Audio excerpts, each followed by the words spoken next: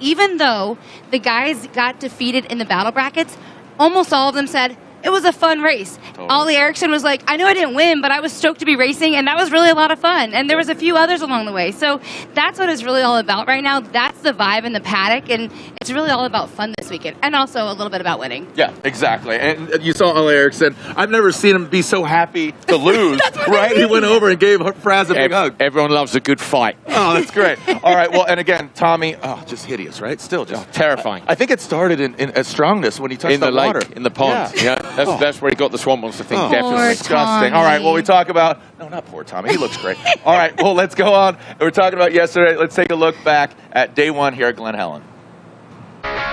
Day one battle brackets, and first up was Travis Pastrana versus Ollie Eriksson. Watch for Pastrana's start, though. Far too much smoke from his Yokohama tyres. He lost out and dropped back, and from then on it was going to be hard work. He had a crack at Eriksson down at turn 2, but Eriksson took the high line, out-dragged him up to the A-Shock Energy gap jump, and that is where he would remain. Backerud versus Martel in the next run. Martel running up high in turn 2, Backerud getting up underneath him. Fantastic shot there, that big gap again. Side by side the hairpin. Martel pushed Backerud out into the fluff, but Backerud fought back in the final hairpin up to the last corner. A little bit more door-to-door action, and then a drag race to the finish line. Backerud takes the flag and the win. Race 3, Fraser McConnell versus Ollie Bennett. Bennett was on good pace, right up with Fraz. Gave him a big hit in the door, letting know he was there, but unfortunately this move was a little bit too harsh. He pushed the Jamaican round. Fraz skipped around the edge of the jump. Ollie pulled off the track, and the Jamaican goes through. Final race of the quarterfinals, Kevin Eriksson versus Robin Larson. Larson sliding down low in the corner, just nudging into Kevin's rear, but he couldn't beat it. Eriksson makes it to the semis. Semi 1, Ollie Eriksson versus Andreas Backerud. Eriksson got the better start, and unfortunately the Norwegian couldn't respond. An easy win for the first of the Eriksson brothers. Would they both go through? Because it was Kevin Eriksson versus Fraser McConnell in semi-final 2. Contact between them on the run to turn 2. Almost in the wall, both of them roost all over the screen for McConnell. McConnell then coming up high after the A-Shock Energy cap jump. Kevin Eriksson actually retired, and McConnell goes through to the final, where he faces Oliver Eriksson. Another physical encounter between them, door-to-door action right from turn 1. The Jamaican's behind here, but this pass was absolutely brilliant. He lifted, got the car up the inside, out-dragged him down from the hairpin, and that was it. Job done. Still close right the way to the flag, but it's a first ever top qualifying position for the Jamaican. Fraser McConnell with the win.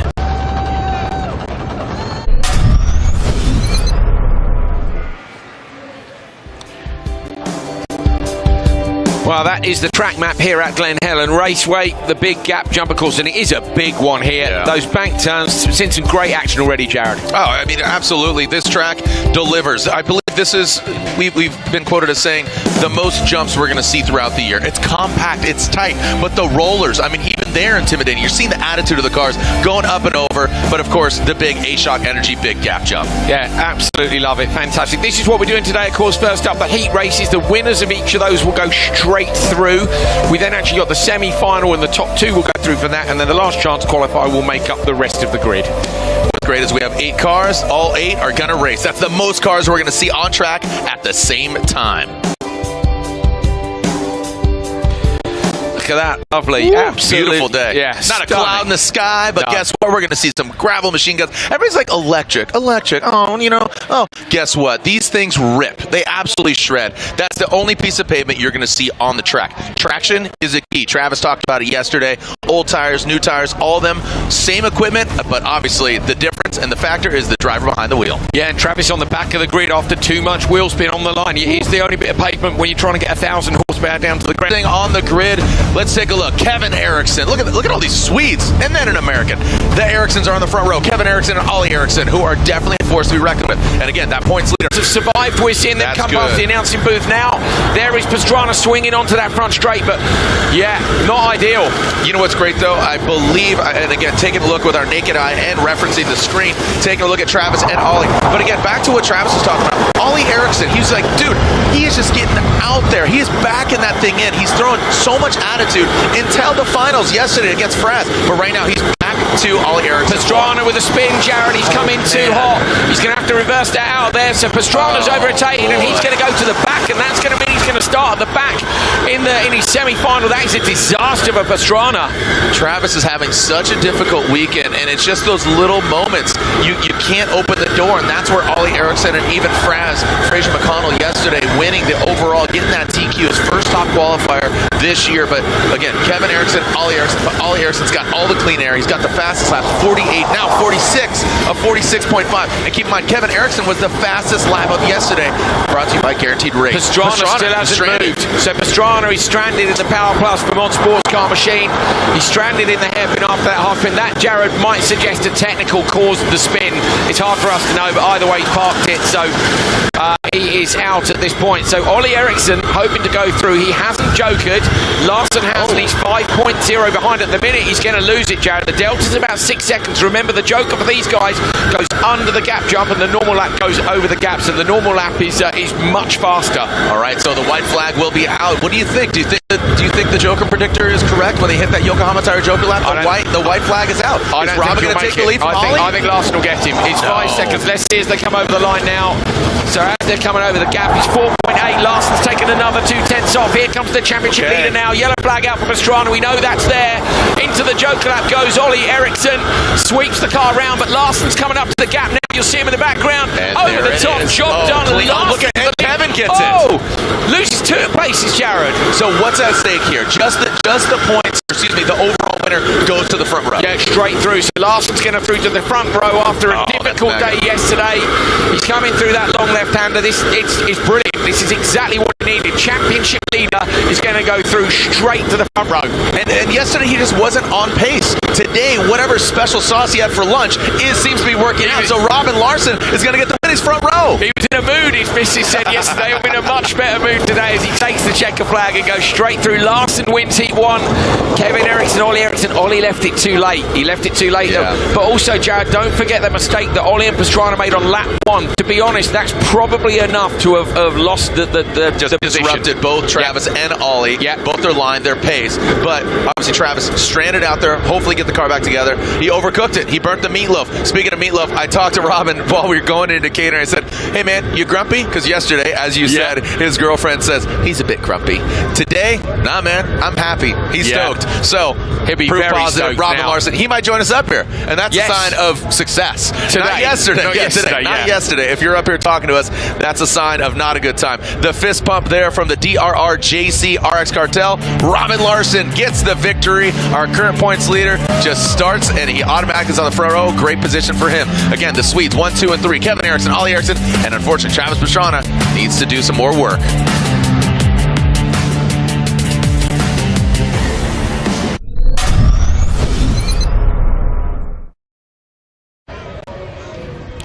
All right, getting ready for our next Group E heat. Now, this will dictate, again, just like we saw, who's going to the front row. We are 30 seconds away from our Group E semifinal heat, and here's who we have. Andreas Backerud, a.k.a. Snackarud. Look at all the countries being represented. Fraser McConnell with that TQ yesterday. That battle bracket winner, he holds the belt. Ollie Bennett, Excite Energy Drink, representing the UK. And finally, the other Vermont sports car driver, the other American, number 21, Connor Martell. So Fraser McConnell, your top qualifier, he must convert, but he's up against Andreas Backerud, who did so well for Subaru here last year. They had to enforce team orders to get him to help the main drivers. So McConnell versus Backerud on the front row. Backerud will drive it around the outside. Great reaction from Fraser McConnell. Going to hold that inside line. Ollie Bennett into already up into P3. He's on the inside for the next corner. Backerud slots in. He should be able to push Martell out here now around the left-hander. Martell trying to hold on the long way round. Jerry's going to have to give up. We might look to the inside on the brakes. Who's going to go Joker here? Bennett goes Joker straight away. Somebody had to. It was never going to be one of the front two. So Fraser McConnell leads. First part of the job done, but Backerud's coming in hot behind him. Look at the drop. Connor Martell absolutely got squirrely Dan over here when he went over that A-Shock energy jump. You saw him kind of dance around, tiptoeing. I'll tell you what, the momentum that Fraser McConnell has come from Minnesota, end over end, coming back, getting on the box, and then yesterday, a lot of eyes are on Fraser McConnell. You know what eyes are most important right now? Andreas Backerud. You can see him just kind of drooling, looking at him like he's a candy bar, because we know Andreas Backerud loves his sweets. Backerud is absolutely all over the back of McConnell. McConnell will know he's there, he's spotted. We say he's there, he's right on you. Oh, McConnell gets sideways off the jump. Backerud going to look to the inside line. Joker. So Baccarat thinks he's got more pace, Jared. He was right behind him. McConnell will respond on the next lap. I'm absolutely certain of that. Baccarat's got to nail this. You're on board with him. Exactly. McConnell now in the hairpin. Oh, Baccarat coming alongside Bennett. Maybe they've responded to Bennett. Side by side from them at the merge. From the commentary position, there it is. Ollie Bennett. So maybe Baccarat responded to that. Bennett squeezing him out. So now look at this. So that didn't pay off. Look at this. Bennett gets a pass on Baccarat. Unbelievable. Wow. So what Baccarat thought was going to... Oh, it looks like he has a failure to launch. Baccarat shuts it down. So Ollie Bennett, who was in third, now jumps up to second. But it's all about the lead. So let's take a look at the Yokohama Tire Joker predictor. Fraz, he's got a lot of room between him and second. Yeah, that was Bennett at the minute 7.5. Good driving by Bennett. I'm actually thinking, did Baccarat spotters respond to Bennett? We weren't looking for that gap. Ollie must have done a cracking lap to make him take it, but then the contact between them has cost them. And Bennett's had to go Joker for a second time.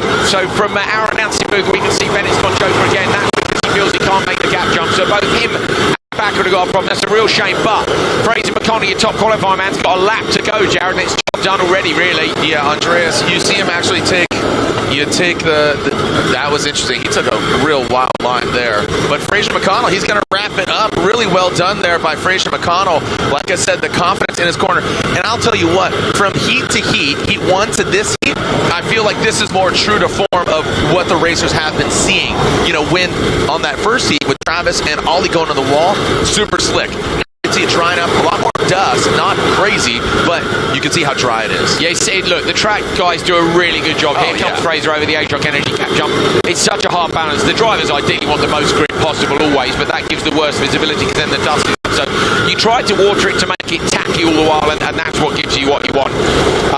You know, visibility not affecting Fraz too much. He is looking like he's going to come round and catch up. I reckon Martel's had a problem as well. So, but yeah, look at the gaps. Massive gaps. Fraser McConnell, one corner to go. Yesterday, the top qualifier. Here comes the Jamaican onto that rhythm section on the front straight now. His family will be standing up at the back of the stands. He's not even trying because he's so far in front. McConnell goes to pole in the final. Can he convert to a win later? Fantastic. He knows. Super chill, Jared. Job done. Really well done by Fraz. Fraser McConnell, TQ, wins this heat. He can chill. He can hang out, get his mind right, look at the other racers, kind of focus on line, look at what needs to be done. He's going to the finals. And you just, the attitude down that last straight, you know, just chill over the jump, roll it home. It was like yesterday in the semi-final. He's like, okay, Kevin's gone, I'm going to save my tyres. He's in that wonderful headspace where winning is coming. Yeah, he's still got a job to do later. Baccarat made that hard for him, and Robin Larson on the front row with him. He's not going to make it easy either. Great. As we are getting moments away from NRX Next. 30 seconds, and we are ready to send it here as we are taking a look here on that front row. You talk about Casper Janssen. He has something to prove. He went back-to-back wins at the doubleheader last year. George McGinnis, who has definitely the momentum. He's got the pull. Jimmy Henderson, Lane Vakela, he has some redemption, and Eric Gordon rounding out that final row. Top 5, who's getting the fast pass into the finals. Here we go then. George McGinnis on row 1 versus Casper Janssen. McGinnis, yesterday's winner. Casper Janssen, last year's champion, with a double win here. Who's going to get it away from the line? Janssen will try for the round the outside, but he's not going to have that made easy by McGinnis. Nitro, let's go. Here we go. Send it. Good reaction time, better start by Janssen, but McGinnis coming back as they pull second gear around the long right-hander now, trying to hold on contact between them. Henderson going to try and come past Janssen alongside, got him already. Janssen drops down to P3, looks to the inside in turn 2, but McGinnis has got this, and Henderson's right there. George McGinnis, I mean, I don't know what, again, it just seems, Glenn Helen seems to suit particular drivers, and McGinnis seems to have that hack code. I mean, he just absolutely knows his track, he feels comfortable, the way he's out there, and again, snowplow? No, he doesn't need a plow because he's got that clean, fresh air. Yeah, exactly, he's got good visibility, Jared. He's certainly driving well. We think he took a step up at ERX in terms of that decision-making. Absolutely. This weekend as well, he's been dominant. He was so confident when he's up here with his he's a likeable kid. I saw his mum and dad this morning. They were like, we were so pleased with him yesterday. I said, the win, and they were like, no, he was so good with you guys on TV. Talking about the tattoo. So that was really rad. That's great. He's out front. Eric Gordon went Joker from the very back of the pack. I was surprised none of the others did. Big dive bomb there. Lane Vakela. Look at on the this. inside. Janssen runs wide. Janssen takes it back straight away. Dude, Janssen is an absolute pinata. There is no candy in there. He's got to go for tricks or treats. And guess what? He is not a treat right now. He is just absolutely getting bounced around. But McGinnis, look at that. Just clean, timing, doing what he needs to do. Now keep in mind the NRX Next vehicles do not need to hit the gap jump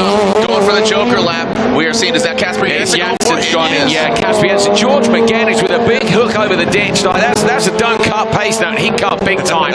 But look at Henderson. Henderson is trying. He's so close behind McGuinness. He actually ran just a bit deep on the exit.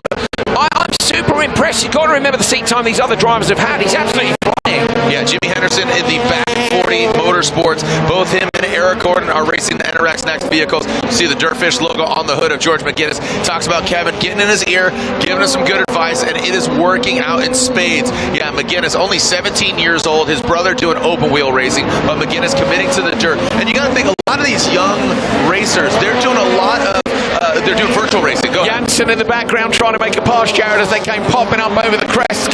There it is. It's still going on down to turn 2. Casper Janssen and Lane Michaela. It is Michaela going to maybe go Joker. He's out almost in the wall. Yeah, Janssen gets through. He joked already. Michaela's gone now. So everybody's joking except McGuinness. So McGuinness has a decent lead out front, and it's about how close Casper Janssen's going to be when this all plays out. And keep in mind what we call the delta. When you go into the Joker, what is that delta? What are we looking at here? Because it's different from Group E to Next, and obviously side by side. It is Group E. We know it's about 6 seconds, and that's because the standard lap is so fast. It's just a straight line over the gap. Here, the Joker, we're saying he's going to lose first, about 4 seconds. So there's a 2-second difference in it. Janssen sliding the car onto this front straight. He's got 1 lap to go. This is going to all be about how good McGuinness' Joker is and how aggressive he is at the merge. That Yokohama Tire Joker predictor saying no, but it's only by 0.047 seconds. So keep in mind, McGuinness could gain some ground, could gain some gap. Here we go. George McGuinness is going to hold on to the lead. Oh, he's trying for it sideways through. He's close to that tractor tire on the inside. Look to the left-hand line. Whereabouts is Casper Janssen? He's done it. So Janssen mustn't have been as close as our predictor thinks. In fact, he's a good few car lengths back, Jared. So I reckon it's more like 3, not 4. Yeah, 3.5 maybe, as opposed to 4 full seconds. So George McGuinness, look at that, just the attitude of his driving. It seems confident. You know, he's finding that nice loose dirt. He's throwing it sideways. What are you going to smile on your face? Him and Fraz this weekend. You know, when you look at a driver, it just looks like they feel like they're going to win, and it just looks like that. Of course, McGuinness has won once already yesterday. Comes down the start finish straight. He books his place on pole position for the final. Done. Boom goes McGuinness. And look at that with the attitude. Casper Janssen throws it over. A little knack there. Jimmy Henderson, man, an absolute wonder here. Lane Michaela, and then finally Eric Gordon bringing up the rear. NRX Next semifinal. George McGuinness, he's getting that pole position. Again, momentum from yesterday. It's a doubleheader for both side-by-sides and NRX Next. There's a Micah Block there in the booth waving the flag. So, all right, so Big P waving the flag. Thank you so much. Glen Helen, the famed sign, not saying Hollywood, but we are not far from that Hollywood sign. George McGuinness gets the victory. 1 second over Casper Janssen, who was so dominant. Soft-spoken gentleman. Again, so many Americans and one Swede here. And this kicks off the American NRX Next Championship here. And we have Phoenix not too far away from here, about a 4 or 5 hour drive. And I thought you were going to say a 4 there, Jared. I would not say a fortnight. I would never say a fortnight. I'm American, a decent argument last night, do we? Americans don't say fortnight. They know about the game, but a fortnight's 2 weeks for our lovely American viewers. Thank you. Appreciate that. Let's take a look at, why are you flinching? Let's take a look back at what transpired here. McGuinness, he ran away with it. Casper Janssen, bit of a punchy bag, a pinata, whatever you want to call it, bouncing around, clutch kicking, and just having some fun out here. But not as much fun as George McGuinness. Casper Janssen. Yeah, McGuinness. Look at Janssen here. That was that dive bomb move that Lane Michaela tried. Michaela is looking a bit more relaxed this weekend. He said he was uptight and he needed to chill, and he's managed to do that. But there he is, fully chilling out in the pillow out on the outside of the turn. But dominant from McGuinness. Janssen still fighting back, but he's taken the win there, Jared. That will put him on pole for the last chance qualifier. Janssen will now want to go through and win that, and hopefully be on. He go back to back. He got the victory yesterday. The big smile on his face. He wants to get a skateboarding frog tattoo. He's only 17 years old. If he gets a tattoo, and we'll see if he gets another victory. So talking about the different classes here from side by side to next, let's take a look deeper into what's called the FC1X. That is that vehicle right there, 1,000 horsepower. That one. Go ahead. Let's take a look. FC1X. The new all-electric FC1X Rallycross car may just be the most innovative piece of motorsport machinery ever built. Precision engineered to the absolute limit, undoubtedly the most advanced rallycross car to date. Inspired by the Group B era of the 1980s, Nitro RX's new Group E class has taken the biggest quantum leap since those heady days.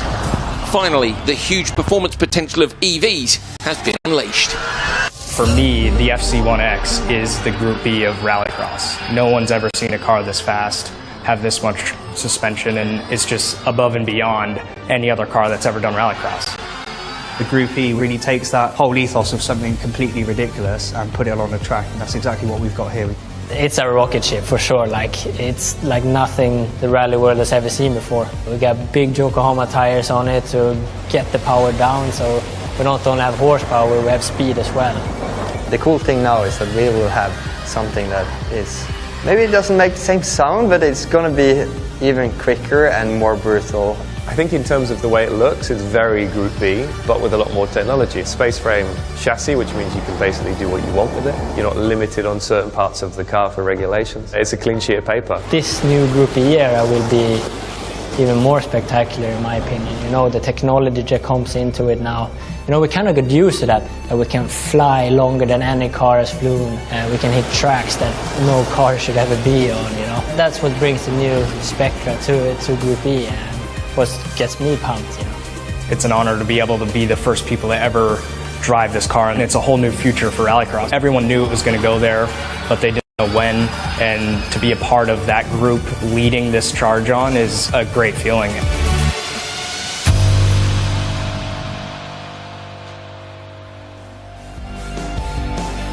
Technology progression, man with machine, but versus the track and other drivers. Glen Helen Raceway, as Travis said, a famed track, 2 wheels, 4 wheels, the Talladega turn, but this is our Nitro Rallycross course. From the bank turns, the big gap jump, the A-Shock energy jump, the Yokohama tire joker lap, all of it equates to a good time. Now, talking about a good time, one gentleman that's having a best time of this weekend is Fraser McConnell. Gets his first ever TQ at Glen Helen, and he's looking for his first victory. My man, Mr. Mega, Andrew Coley, caught up with the Jamaican pilot. So I'm down here underneath the A-Shock Energy gap jump. It is a big gap jump. I'm with the big man from yesterday, TQ winner, Fraser McConnell. Mate, what a day. Finally, TQ. Yeah, man, big up. And it was a nice one to check off the list, you know, have that in the trophy cabinet now. And it was some really awesome battles the whole day. With my Swedish brothers, and you know, tough fighting but respectful and you know, super fun. It was good to see them smiling after us, but that was a hard fight. Both of them, we got pretty physical. Yeah, you know, unfortunately the one with Kevin didn't last as long as I wanted it to. But it was a game of who was going to break first, who was holding, pushed the pass longer, and both of us, you know, kept it as hard as we could the whole time. And you know, the puncture was unfortunate, but a win is a win. Okay, awesome. So let's chat a little bit about the track while we're down here. We stood on the Yokohama Joker lap, which comes in from the left here. It's pretty tight on the way in, but we're underneath this massive gap. Like, it's big down here. You were saying to me before we started filming, you didn't really realise how big it was until you're down here? Yeah, when you're in the car, you're going so fast, you fly over it like it's nothing, but standing in between and just, you know, it's like you have to kind of shift your whole body to see end to end. But this, everyone refers to Utah as the mother of gap jumps, and it is, respectfully. But this is by no means a small one, and you know, being able to just send it over this in like full speed, push up as everything, it's crazy. Utah's got a much bigger run up than this. You've got like turn 2 down here is actually quite tight. I guess it's important to try and find the traction to get a good run to this, so you know you're going to clear it. Well, if you're, that's the interesting thing with the bank. So if you're down low, you're going to have a faster corner, but you might not have as much exit speed.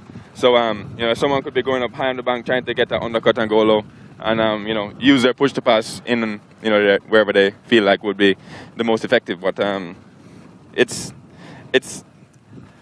still pretty big. Oh, yeah, the way you're looking at it, I wonder if we maybe shouldn't have brought Fraz down here now, all freaking out about how big that gap is. So remind me the first time you did a gap jump. Was that at Utah last year? Yeah, Utah last year was the first time. I think most people did a gap jump except for, you know, Travis and a couple of the stunt guys. So it was everyone was hanging back, kind of waiting to see who was going to go next, because Travis went, and then I think it was Tana went, because they had done gap jumps before, and everyone was kind of chilling on pit wall to see who's going to go next. I remember Andreas Backrud went last, didn't he, and was super freaking out about it. But I mean, you were okay with it? Nah, once you do it that first time, it's you know, it's a walk in the park. But that first time is kind of, you know, so many things going through your head. Am I going to get a puncture? Is the engine going to seize right before the takeoff? Yeah. Am I going to have some crazy locked brakes before it? But, you know, there does come a point when you're on the takeoff where there's a snow bailing out, so you just have to put your foot down and hope for the best. Go for it, go for it. So let's take a little look this way. So coming out of the Yokohama Joker Lap here and up this way, what we don't see from up in commentary and what the viewers don't see at home is just how big this crest is. Like when you guys are down low, the FC1's probably here, not quite so low, But it's pretty blind, your entry to the main lap. So is the spotter really important at this point? Our spotter is important the whole lap, but you're relying on him a lot, mainly with Joker merges. Like you said, you're coming out this corner, it's blind, but in the corner of the eye, you might see them taking corner 2 when you're just entering this. So you're going to be wanting to get in the boogie on and just making sure that you're trying to get to the merge in front. Awesome, mate. Thank you. Fraser McConnell, much appreciated you coming down here and sharing some of your knowledge about this brilliant track. And top qualifier. Let's hope he has a brilliant day today as well. Cheers. Great. Good. I love the perspective. I was just saying, I really like just getting down there on the ground and seeing what's going on. Fraser's actually here. You're so many different places. Look at that. You're just a magician. That's how fast me and Fraz move. Hold on. He's not even sweaty. He's not even sweaty. But before we talk to Fraser over here, the Jamaican pilot, let's throw down to another gentleman that has too much fun. Street Bike Tommy, right? He's having too much fun. Tommy, what do you got cooking?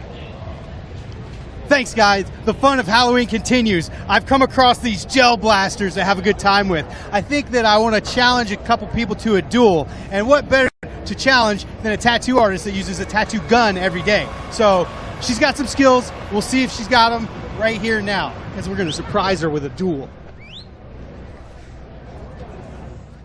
Misha, trick or treat. Trick, let's go. It's on, 5 seconds.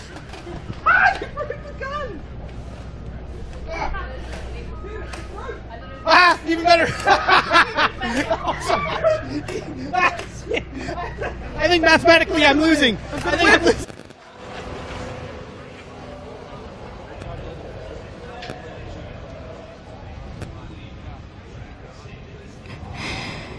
Oh, Kevin, Tommy, you're such a good time. It's Kevin Erickson here. I wish you could hear what Tommy was saying there. This guy's getting ready to go racing, and of course, what he feels is maybe he has to prove himself. Of course, he's been here this season, but no one has really seen him this season, and he doesn't feel like he's been able to show off even what he has here already this weekend. And of course, this is the time to do it with the semifinal. Moving over here to Connor Martell, there has been some issues with Connor. He's saying, guys, I just need a little bit of luck. He said, flat out of the gate, he did end up with a puncture.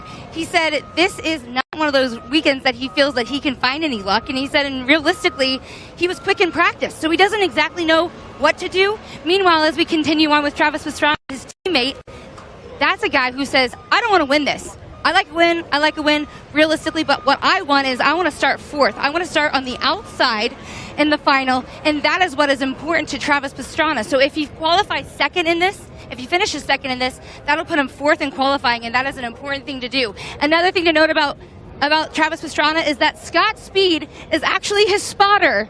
Scott Speed has never spotted for anybody before. I asked Travis how Scott's doing. He said, he's doing pretty great, just like Scott Speed does. Pretty much great at everything he does. Meanwhile, over here with Andreas Backerud, this is one of those guys who also has had just a few issues. In fact, in that heat, he had an issue with Ollie Bennett, and he said, you know what?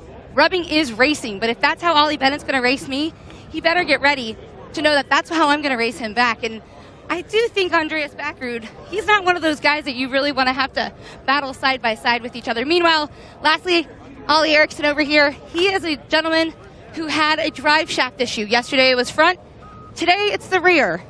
These guys all know that it's important to finish at the front because you want to have that position later on.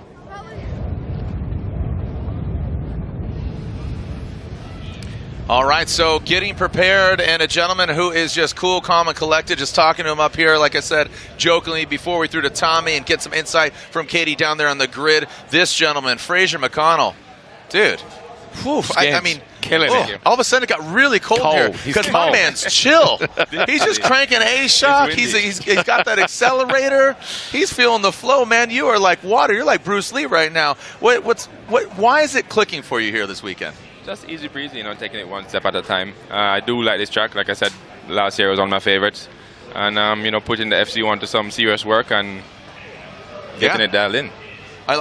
Right? I mean, have you've known Fraser longer than I have. Have you ever seen him this calm? No. Right? I don't, like, what's going on? Like, are you ready to move to California? Like, I think what's interested me, Jared, I've been lucky enough to follow Fraz on all of his rallycross career. Not so much the rally prior to that, but I've seen him come up through. We had NRX Next here. That was called ARX2 in a previous series, America's Rallycross. He came in that and learned and won. And each year he'd go away and come back. I'm properly blowing him up here, but he's really focused on all of those things. He's got better and better, and I don't know, I feel like it's clicked for you with the FC1, maybe at that last round. Was it sitting in the pond? Is that what did it? Good. He got the heart of these Aquaman. Like I said, he's chill, he's fluid, he's become Aquaman. It's been a long path, you know? It has been a long path, and you know, really just, I like to remember the mistakes and the failures, and, you know, make them haunt me a little bit so that I can know what to do the next time it comes around, and then, you know, I don't let the same mistake happen twice and just grow. Travis was up here, other drivers were up here, and they're, like you said, I mean, you know, Coley's a happily married man, but it seems like he's throwing some game at you, but you're throwing some game out there on the track, because look at the attitude of the car. I mean, you're getting more loose and more sendy, you're backing it in. Backarud, man. Backarud was nipping, you know, he's in your mirrors. He's in all of them, all the rearview mirrors. You were just cool as a cucumber. Your attitude, the way you navigated over that hit, and Andreas was right there. Unfortunately, did you watch the replay of him and Ollie getting into it? I did. That was crazy. It was a little too rough. You know, coming from you, come on. I'm going to take up for my teammate's side on that one. It was a little rough, but you know, Andreas is a great driver. He's a good fighter, and we're about to see a wicked good race. Yeah, I think it's cool, man. And you're about to, you know, it's a good thing if you're up here early today on game day as opposed to yesterday. Travis was here all day with us. But overall, what do you make of this track? You looking forward to Phoenix? Are you thinking championship? I mean, there's a lot of racing to be done throughout the season. You know, unfortunately, not making it to Finland. You know, but here we are on American soil. We're not going to Jamaica. Travis says we're on U.S. soil, but are you going to put a Jamaican flag here in L.A. and just say, hey, this is my town? That's the plan. You know, one race at a time, but, you know, trusting the instincts and the preparation we've had leading up to this point, and, you know, we're in a good position to take advantage of it and score good points. Good. There is a little rallycross track in Jamaica that I know this man knows a bit about. I'm hoping we might be able to expand it. I mean, who doesn't want Nitro Rallycross to go to Jamaica? You know, we have been having this discussion. I have no problem going Don't spoil there. the surprise. Don't spoil the surprise. Let's go. I was talking about this earlier. We got a little bit of time here, track preps and all that. How important is online gaming? I mean, a lot of these young drivers, if it's Ben Mayer, he's 13 years old. You know, I know a lot of rallycross drivers that are out there. Do you find yourself on a simulator at home and practicing? When I have the time, I do have a simulator, but I don't get to use it as often as I'd like. You know, rallycross isn't the only job, so I'm back home running it should be a 9 to 5, but it's a 8 to 8 kind of thing. So, you know, when I do have time, I like to do it, but the go-karting, I do some go-karting out in Jamaica as well, leading up to races, and that's the best practice you can get. Awesome. Well, again, congratulations, Fraser McConnell. He's going to hang out here with us because guess what? Up next is a semifinal. Like I said, this gentleman's not even breaking a sweat. It's a little windy, but he is just cool and calm. Here we go. We're getting ready for semifinals. We are not too far from that ocean. And there it is, Fraser McConnell, and he's got that pole position. The momentum from Minnesota, again, harnessing the superpower of Jamaica, the Super Jamaican, going against Robin Larson. I'm sorry, was that okay? Was that better than yesterday, Jared? It was better than yesterday. I said Coley has the upper hand on you with the Jamaican accent. You got a good... Me driver. To work. So we've been working on this together, you know. Okay, I'm trying to get into it. Well, the other drivers are working on pole position, but obviously they can't get it, but they can get to that second row. Semi-final, first and second. Row 3 is the LCQ, first and second, and then the final row. Again, we'll see all 8 vehicles. That's the most Nitro Rallycross vehicles we're going to see on track. The sun isn't setting just yet, but I'm looking forward to this. I love this track. I want to know about the chill. So Robin Larson, Cage was talking to him, and he was saying, look, I've got now 2.5 hours out of the car. Sometimes, you know, the track changes within that time. Like, obviously, you're like, oh, good, I want to be on the front row. It's golden to be there. But you're also there getting a bit more seat time. Do you like the big break? I've never had it, you know. Oh, good point. Let us know later. On the Saturday, it's the best thing to, if you can get the most races on Saturday, if you had a good race. Sunday, least amount. Here we are, 30 seconds till we see semifinals. Who is going on that second row? Again, first and second, they're going to second row. Behind that, this gentleman, Fraser McConnell, Robin Larson. On the front row, Ollie Bennett and Kevin Erickson. Second row, Connor Martell and Ollie Erickson. guess what? Travis Pastrana, he's on that final row, number 199. And finally, Andreas Backerud. Look at that talent in the back row. I mean, that's crazy. You would not suspect that. But unfortunately, you got to keep it off the wall. That's what happened. Coley, without further ado, what do we got? So Bennett on the front row. This isn't somewhere he's been very often, but he has shown great pace this weekend. He's got Kevin Eriksson alongside him. Back, of course, at the last round after that broken leg, away from the line. Good start by Kevin Eriksson in the background there. Moved up the inside already. Conor Martell it is who makes up a place immediately. Eriksson moves up 2. Bennett goes down into P4. He's in the back of Eriksson. Ollie Eriksson looks up the inside of Conor Martell. Out towards the wall, sideways over the jump. It's Kevin Eriksson who leads. In the background, Backward trying to make a move up the inside. Gets the pass on Bennett, pushes him out wide. Takes him out. Brilliant move, Jared. If he'd have been second in the Joker, that's killed his run. He's managed to make a pass. Great driving by Backward. Really well done there by Backward, forcing Ollie into that Yokohama Tire Joker lap. But Kevin Eriksson, he's out front. You know, Katie talked to him. He says he's got something to prove. He's being punched around there. Oh, going hard into the wall. Hard of the wall, dude. That's where he broke earlier. That's Travis. That's the second time he's been in that wall, Jared. So Travis not having a good day. Onto the front straight now. Eriksson leading up and over the crest. Martell, though, is piling the pressure on behind, and then Ollie Eriksson's in there as well. So the top 3 are super close in behind. Backwards Joker, so keep your eye on that gap now between Andreas Backward, who comes over the start-finish line now. 6.9 seconds, 7.2. It needs to come down to around 6 if Backward wants to take the lead. At the minute, he might make it up around where Conor Martell is. And none of the front 3 Joker. They've given Backward time to close him down. And Coley, think about this. The good thing is everybody's in the final. It's about position. So that's the upside of it, even though Travis has had not 1, but now 2 very difficult semifinal heats, right, to get into position. But he's got to be on the back row. That's where he started hard. Here. That's hard. You got to go through all that talent to get up front. Fraz, what are you seeing? Talk us through what you're seeing here. Driver's eyes here. Come on, what are the conditions like? Well, if I'm in backward seat, I'm going to hope that Ollie and Conor keep on fighting. You know, it does slow down the race pace when you do start the battle. And backwards just going to have to make sure he starts to dial in some laps. Kevin is putting on some really good pace. It's hard to read the track. It's evolving non-stop, and then you throw the water down, and just a different compact of the dirt. When you throw water on it, if it's loose, if it's compact, it's you know, part of the game to read what's going on. Backwards 7.3 back. Conor Martell's gone. Joker comes out now. Watch for the merge with Backward coming up over the jump now. It's Martell versus Backward. You're seeing the leader, and they're side by side in the hairpin. Backward just holds on. Kevin Eriksson continues to lead from Ollie Eriksson. Man, I love Conor Martell's line there against Backerud as we take a look. Look at that, airing it out. For the over-under. Diving in. These guys are going to be wishing they have pushed the pass now. Exactly. They're both driving well, aren't they? I think Martell and Backward putting in the laps here, but Kevin Eriksson out front. What's he doing? 47. He's done a couple of 46. Thing is, you can't really take the lap times as golden, can you? Because the track changes so much. It changes so much, and you know, you don't want to be the first one on a wet line. You're going to hope that somebody can run clean off the water. So here we are in that final lap, Kevin Eriksson. So you got both Eriksson. Now think about this. Both Eriksson on second row. That is a big wall that you're going to need to pass as you go into the LCQ. So take that into consideration. Kevin, Ollie, but now it looks like, oh, look at that, Backerud jumps into position after he takes that Yokohama Tire Joker lap.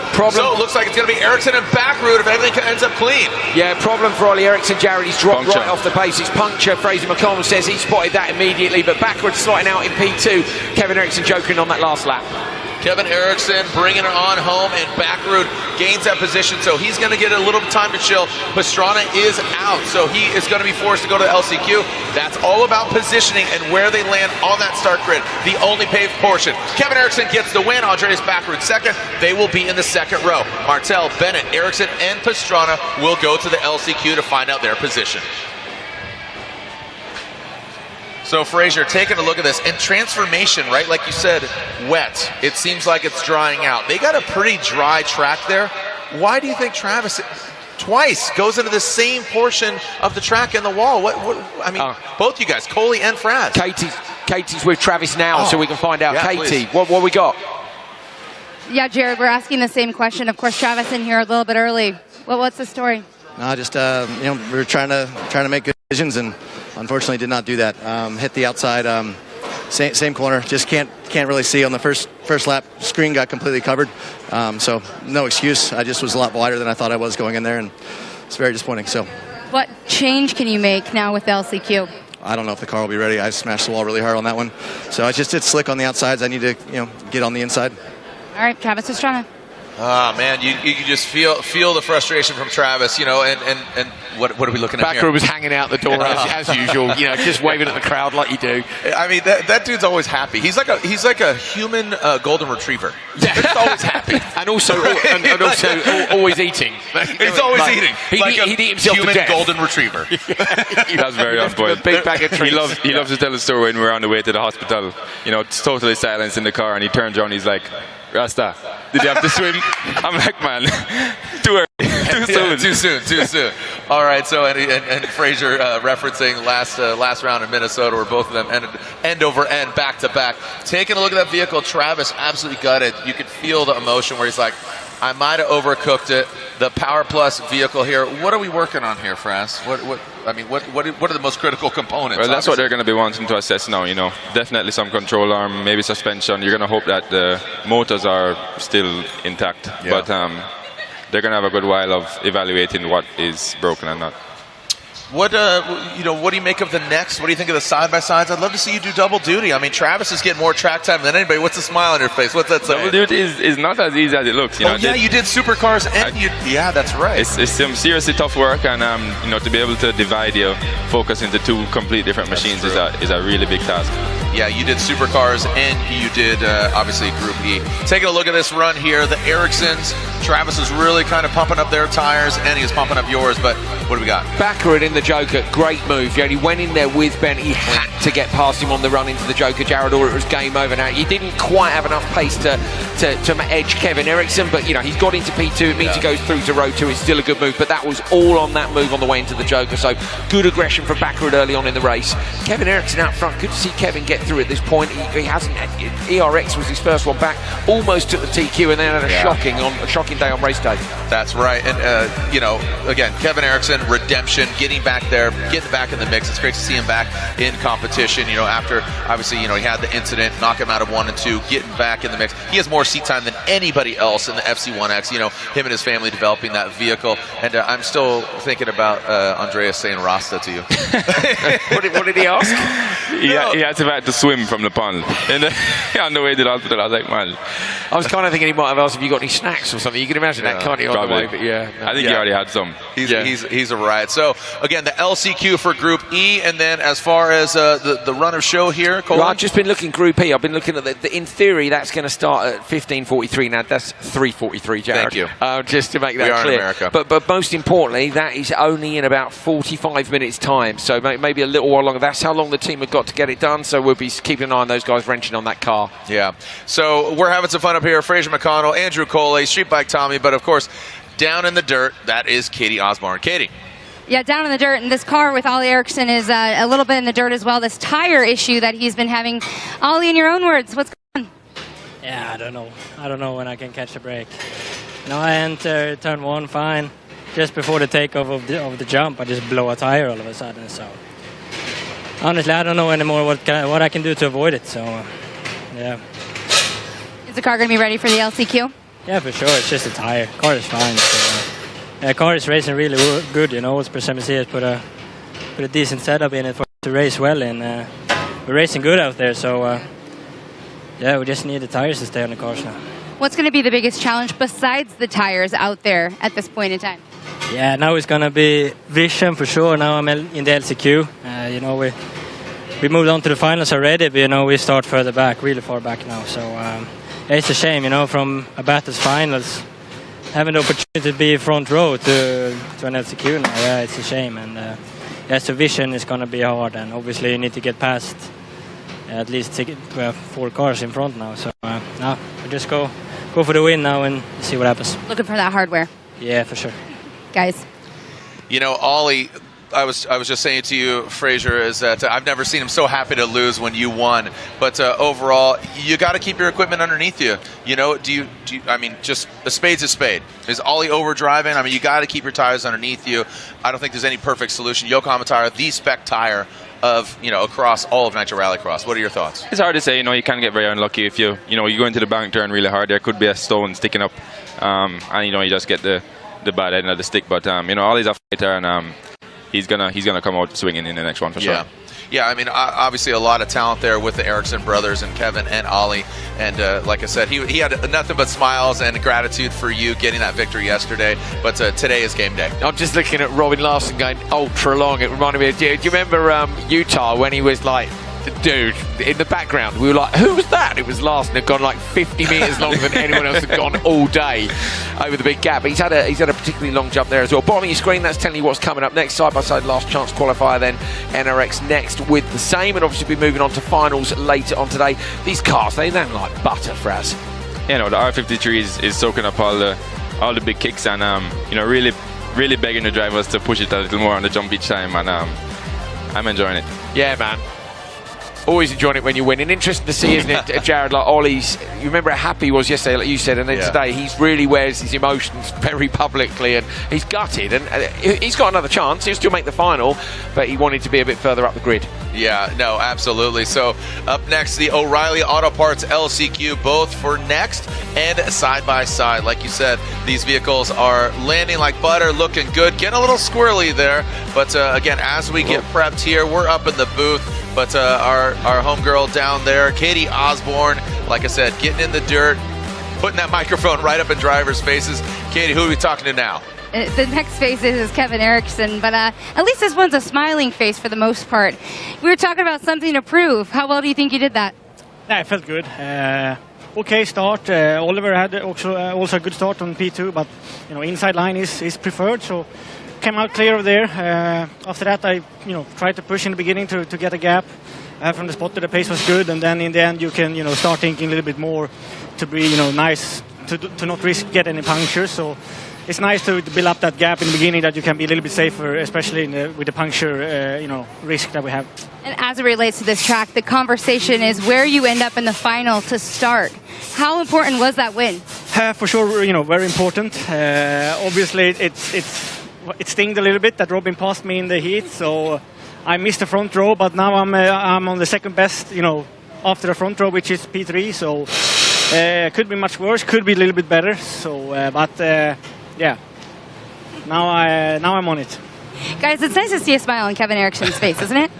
Absolutely. It looks so good on him. He's built for speed. His hair's flicked back. I mean, I love Kevin. The Erikssons, they're just fun, man. What are you laughing at, Fraser? His hair is slicked back. Yeah, because he's got none. He shaves it. He's built for speed, man. Look. It is a fast look. It is a fast look, and it is, like Katie's point, he's got a smile on his face. He's ready to throw down. He's got something to prove. He's, he was walking with crutches when we saw him in Sweden and Strungness and UK, and now he's back. I've texted him and said, come up here, because we haven't had the chance. That'd be great. He's been a couple of, basically, he wouldn't have been able to get up the stairs at most of the races we were at, because he had a broken leg until so I would love to see him up here if we can. It'd be great if we can get him up here. I love Kevin. And again, the whole team, his dad, Andreas, I said he's got to put his SPF Scando sunscreen on. Yesterday, the photo finish. Did you see this, Fraser? No, I heard about it. Mate, have a look at this, honestly. honestly. Dude, it came down to the final turn. Brian Deegan, like I said, he pulled that slingshot back. He went wide. Travis went tight. But watch Deegan in this final corner. So watch this. Pulls the slingshot back. He says, I'm going to take the wide turn. You take the tight. There's Travis. Here comes Deegan. Now watch this. Ken Block says, I feel like Travis won, but the transponder was beyond the archway. Deegan gets the win. Yeah, so good. Insane. I got the show. We were all hyped up here. The beacon is before the jump. No, I think the line. You think the beacon's before? So they now. The beacon's after. Travis says it's about 10 feet. The beacon's after the finish line. It's beacon or loop. Like basically, if you guys don't know what we're talking about, transponders are the things on the cars which register the cars on the timing screen. Oh, he's even ahead before. Have normally either a loop in the ground or a loop even sometimes in the gantry which registers the transponders as they go by. So first of all, we were like, what was one of them put the transponder right at the front of the car and one of them further back? Throw it through the front. Yeah, exactly. Keep it in the car, just launch it.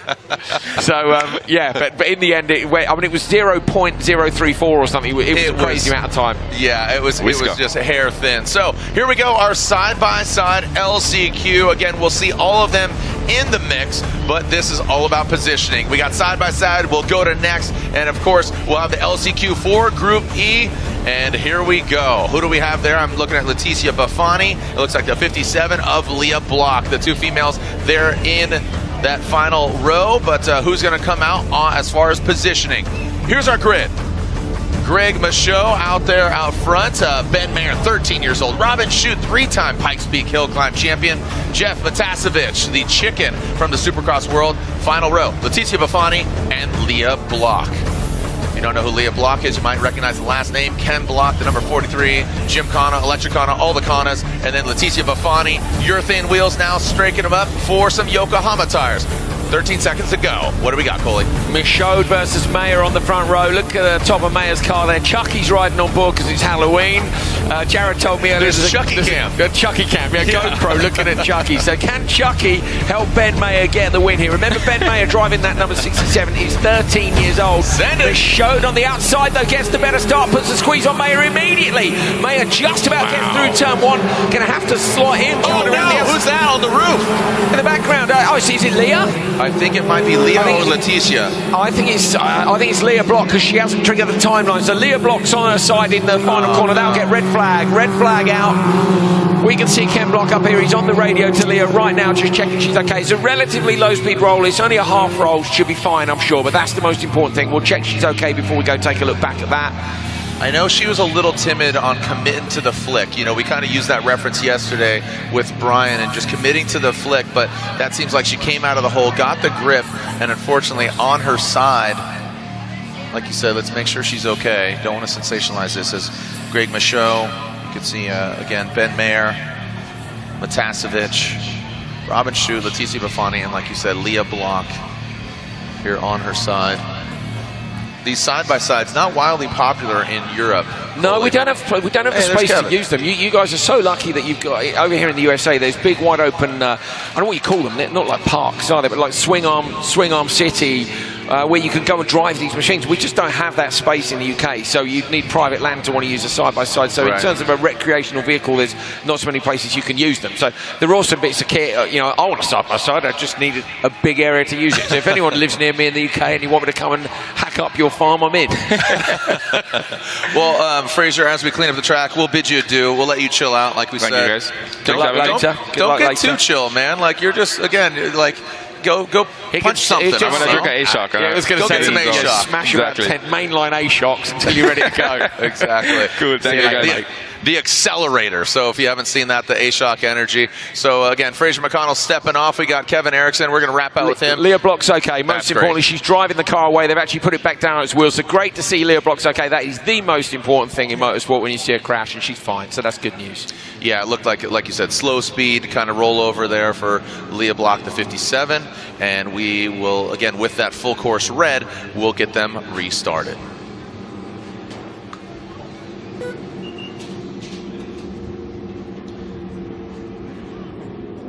Well, Kevin Eriksson's come up and joined us in the box. He's somebody who's now okay. Wasn't quite so okay earlier on this season. Wait, hold on. Is that a smile? Yeah, almost. That's a smile. Almost. That's as big as the Eriksson smile. Oh, it's getting bigger. Why are you fluttering your eyes, man? It's good to see you up here, man. That means you're kind of rest for a little bit. Yeah, I mean, it feels nice. I would have been like to be here up even earlier, but Robin took me there. So tell us where that happened, because I don't think we saw it. What happened when Robin passed you? Yeah, it was a small mistake for me. So and he was smart. I went a little bit wide in this last corner, and he was ready earlier. I was a little bit caught up by the watering. So my mistake. Well, you're not the only one, mate. Travis has been in the wall twice thanks to that. Yeah. So yeah, it is difficult because you don't really see it, and that's I always give credit to Travis because he's the best that I ever known to read the gravel, but yeah, we see he also struggled here. Yeah, obviously not today. And that's the track is transforming not only from heat to heat, but it seems like lap to lap, like from first lap to fourth lap. And you got to think in the finals, what's great is we're going to see all 8 vehicles, but from the first lap to how many laps to the finals? Right, 6. We're going to see 6. So think about the first lap to the 6th lap. Totally transforming. What do you think of the Glen Helen track? I like it, and I actually give credit to the guys. Today I think the watering is a lot better. We had some problem yesterday that I put too much water on, but we had a small meeting with the drivers, and today it has, at least for myself, it has been, I know what to expect, and that I like. Yeah. Well, Kevin Eriksson, don't go anywhere. Again, congratulations to you. You're on that second row. You and Andreas Backerud. A lot of talent here. It looked like it was going to be Kevin and Ollie on that second row. A lot of talent there. But, again, Congratulations to Robin Larson, our points leader, Fraser McConnell. They're on that front row, but we're going to re-rack them, stack them, and track them as we see our side-by-side LCQ here going down again. We ended before we even started.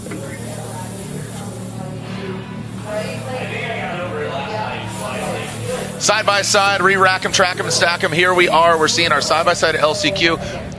Are we seeing all of the vehicles I want to again? know if Leah's in or not. So sometimes if looks you're like we're good. Yeah, I think so. Sometimes if you're the cause of the red flag, they don't allow you to restart. But it looks like she's on the grid, and I'm cool with that, you know? Yeah. What do you think, Kevin? You okay with it? Yes, you are. Yes, you are. The answer is yes. He's seeing straight away. He's from the other driver's He's point a of view. racer. No, yeah, exactly. Yeah, I don't know what the rule is here. No, but it's like you say, normally you are out, but it also, if it's not your fault, usually, you know, if you That's get true. put there in a red flag, you could be, you know, okay to drive. We haven't, I don't think we've actually seen a replay of it either, so I don't think we've seen, if we've got time, I'd love to see what happened at the start, as you're seeing the chicken. Have you raced side-by-sides, Kevin? No, not actually. Would you? In the forest, maybe, yeah. Okay. Yeah, hardcore. All right, here's runoff. Here's the replay. This is the start. Back of the and grid. Look in the back. Look at Leah. It just rotated. That's well unlucky. So I watched the starts this morning, Jared. I was down there when they went out for their practice session. We were waiting to go on track and do the filming with Fraz. Yeah. And everybody was going through the first corner 100% throttle. So that gives the car a bit of oversteer on the exit. Leah, to be fair to her, is still feeling her way in, and she just had a little lift in the middle. So she may have committed to it. And then look at the wet line. She's got onto it, spun it up a little bit and gone round. Actually, the tractor tyre helped break the fall of the car. So, you know what? It's cool. Come on, let's get her back out there. Let's not punish her. She's still learning. Absolutely. Got no testing either. We spoke to Ken yesterday. They were going to do some testing at home. A foot of snow fell. Kind of not the same as Glen Helen's surface. Would have been ideal for, you know, events later in the season, but yeah, not now. Absolutely. Here we are, the O'Reilly Auto Parts LCQ. As Kevin Erickson joining us up here in the booth, myself, Andrew. Oh, look.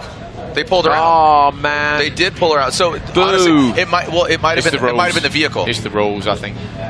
Yeah, she wanted to race and she was pulled out. We've just been told race control pulled it. Look, unfortunately, she's found on her own and rolled on her own, so she is the cause of the red flag. Will we see her in the final, though? That's the question. Oh, that's a good point. Yeah, I would have thought so. Well, I would have thought so. So, unfortunately, Leah Block is pulled from the O'Reilly Auto Parts LCQ, but back here, the 5 vehicles of Greg Michaud, Ben Mayer, Robin Shute, Jeff Matasevich, a.k.a. The Chicken, and Leticia Bafani bringing up the rear. 10 seconds to go. Here we go. Mr. Mega, get after it. Pitter patter. These guys are going to get after it, aren't they? So Meyer versus Michaud again. Last time Michaud got the better start and squeezed Meyer in towards that inside bank. Let's see what happens this time around. Watch for those noses to rise. That tells you you've got the best reaction time. Pretty even. Again, Michaud tries to squeeze, but Meyer maybe a touch further forward. Still Michaud, though, gets in front. So Meyer with Chucky on the roof drops back a little way into P3. It is Matasevich in the 111. A great start there by Gregoire Michaud to put on a brilliant performance last time out at ERX, Jared. Almost put it on 2 wheels. Well, did put it on 2 wheels on the run to the finish line. Yeah, well done there. So let's see. And again, the side-by-side's not hitting that Joker lap. Do you think the side-by-sides could make the A-Shock Energy the gap jump? I mean, they should be able to with that suspension, but I don't know how much speed they can get, really. Right. You know, that's the trouble, isn't it? Yeah. If it is wet, you know, we are also close. So that's just really, I don't know. Like I said, I haven't been in one, so I can't say how good the acceleration is. I just like getting the inside of, you know, you're out on the track and, you know, you're part of the select few. FC1X, man, I feel like it's getting more and more dialed in as far as the vehicle goes. You know, just from round 1 to now, it seems like every round the car progresses, it's getting better. I mean, EV is just kind of this uncharted territory. Everybody's like, oh, you know, EV, it doesn't make noise. I love it. I think it's great. It's just all about technology progression. Shute managed to get past Matasevich on the front straight there, Jared. Just teed him up on the way into that jump section that's made up, and then he runs a little bit wide, and Matasevich is right with him as they come through this long corner in the background. You'll see, I wonder if they swap back again. Wait for them to come up over that crest. Oh, look up the inside line. Matasevich with a big deep dive. And now back up the inside again. Robin Shute. He runs it up the wall. Has he got a problem or is he just lighting it up? I think he's just getting aggressive, man. The Chicken is far from that. He is throwing it into the wall. He went and passed Robin Shute, again, 3-time Pikes Peak champion. But George Michaud showing you, or excuse me, Greg Michaud, he's insane. Talking about cool cars, FC1, side-by-sides, the big bad wolf is here. So if you want to go and see Robin Shute's Yokohama shod car that won Pikes Peak 3 times. Go and take a look. If you get a chance to have a chat with Robin as well, they're so up for a decent chat about what they've done to make that car work the way they do. It's a small group of very clever engineers who work really hard. All right, so here we go underneath that A-Shock Energy gap. Michaud is really making a presence felt. You know, we saw in ERX kind of dabbling with some success, had a bit of bad luck, but I'll tell you right now, again, the side-by-side brought to you by Can-Am. They all waited till the last lap to Joker, Jared, except for Leticia. She went earlier on, so they're coming back out. There is, she's managed to move up a couple of positions. I think she might be right in behind Robin Shute. She is. So Leticia Buffoni has passed Robin Shute up the inside. We can see it from the announcing booth. You're seeing our leaders come around. Gregoire Michaud comes around. That's what the crowd was in the background. If you're wondering, it was Leticia Buffoni. Oh, here goes Robin, though. Oh, back he again. Gets it back. Oh, we got a roll. Second roll. Hey, there we go. She's back on the Yokohama. Go on, Leticia. Get it to the did line. a kickflip here with side-by-sides. Look at that. Oh, my goodness me. That's her second roll of the weekend. Go on, keep it going. That can get to the line. Go on, Leticia. Keep it lit. Come on. Come on. Get on your feet, people. Come on, Leticia. Leticia lips it in. Get it to the line. Oh, man, no. It's like she twisted her ankle, but she keeps on keeping on. And unfortunately, Robin Shute got back. They had contact. She rolls over. The chicken, Matasevic, She's gets still to the going, side. Jared. She's Let's still go, going. Come on, Leticia. Come on. The pride Get of it to the Brazil. line. Come on, you can do it. Yeah, man. This is what we love to see. Now the crowd are on their feet in the background. She's got 20 feet to go. There's a checkered flag. Come on, Leticia Buffoni. Get it up and after it. Over the line. Her Yes. racecraft, you know, she got the pass on Robin. Robin gets it back. Contact is made. And Leticia Buffoni, again, she's getting faster and faster with each lap. She had some, the only thing in between Minnesota and here is she went out to the desert with one of the Amputias, right? And the Amputias down Papas and Beer, they're down in Baja, and she's getting faster and faster. Let's take a look. The kick flip, heard round the world. Leticia Buffoni breaks that front right tire. Just brilliant, Jared. You think she must have put in a couple of decent laps. There was a bit of a battle going on, remember, between Shute and Matasevic, and she ended up getting past them. Then the little past the roll, but to get into the line after that as well, that's proper grit. I'm impressed by that. Kevin, that was rad, wasn't it? I mean, it looks like she's done this for 10 years. Yeah, yeah, she knows how to get it to the line. Here it is, and the crowd were on their feet. That was absolutely fantastic. Good for her, man. So Buffoni in P5, Leah Block at DNS, remember, after causing the red flag. Matasevic gets 4th, Shute in P3, Ben Meyer P2, Gregoire Michaud is in P1. They will line up on rows 2, 3 and 4 for the final side-by-side later on today.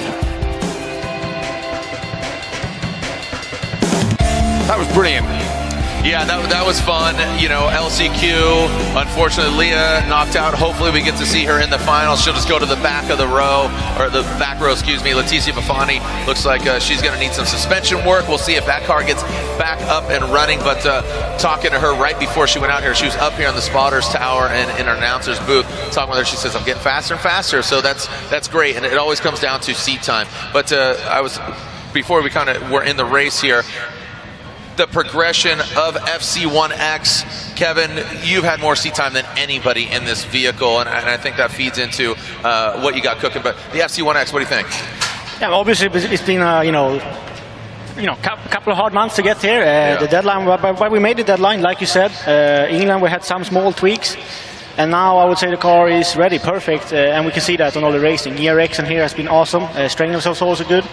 Sadly, I missed the first part of the season. Yeah. How's the leg? Because I know we were talking, we spoke, you were so good on the Instagram video talking about the unfortunate incident when you got run over by your dad. Yeah. I wasn't going to say it, but yeah. Awkward, okay. but look, Kevin said it first, it was fine. But right. How's the ankle? Because I know you were struggling for rotation. You got to stick your foot on the up there and show off to everyone, or is that maybe a bit too... what are you doing? You're asking about the leg. Throw it up here on the table.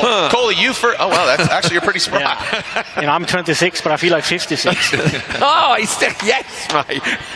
No, that's good. But I'm glad to see you're feeling better, man. Yeah, for sure it feels better. In the evenings, yes, it hurts. But I was tired of this, what you call it, the cane. So, crutches, yeah. Yeah, so I mean, I have to get going. Still losing quite a lot, missing quite a lot of movement in my right foot, but just enough to be able to go full throttle. That's enough.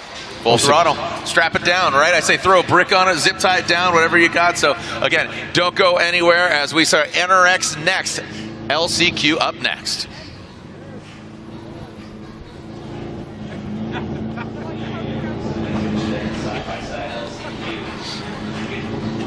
Right, so Travis Pastrana's car is continuing to be rebuilt, the FC1X. There's a man up here who can tell us all about what they're doing, because he basically helped design and build them originally. Here we go. Oh, wow. Oh, that's properly Travis underneath and his it. team. Kevin takes a step forward to the screen immediately. Go on, Kevin. What are they working on, Kevin? I mean, Hit that was a hard hit. Like Travis says, he doesn't know if he's going to get the car back together. I don't know what happened to Travis, but he went to the wall. Hard. Okay, yeah, it looks like the right side. They are changing some wishbones and probably the drive shaft. It's hard to say. Quite a lot of, if you want to do smaller things, you don't really need to take that much parts away. So I guess it must be a pretty hard hit. Twice. He was in it, so both times, Kevin, as well. It was after the jump into the third hairpin, the far corner, and he ended up in the wall. You can see he was pretty disappointed. He said he was struggling for visibility, and I guess you can't see the down ramp. The watering trucks are actually out on track now. We can see them from the announcing booth. So you're judging the grip every time you go out? I mean, for sure, the first lap you have to, that's a little bit, why I got passed by Robin as well, because I was a little bit, too cautious to feel the grip, and he was on it directly. So it's a balance. That is so tricky. And especially, Travis, I don't know who he was behind. Probably, wanted to go a little bit faster than the guy ahead, but maybe he was already at the maximum. What are they struggling with there, Kim? Oh, we could see. Okay, we're seeing Lane Vakala now. We're back with NRX next. So those guys are coming up next for their last chance qualifier, so that will grid them up. There's 5 cars in the field. It will grid them up for the remainder. I think McGuinness won earlier, didn't he, Jared? Yeah, McGuinness won. He goes on the pole. He's got pole. He's got the momentum. Again, all signs are saying between, George McGuinness and Fraser McConnell. They have the momentum. They got pole, but who's going to come out on top?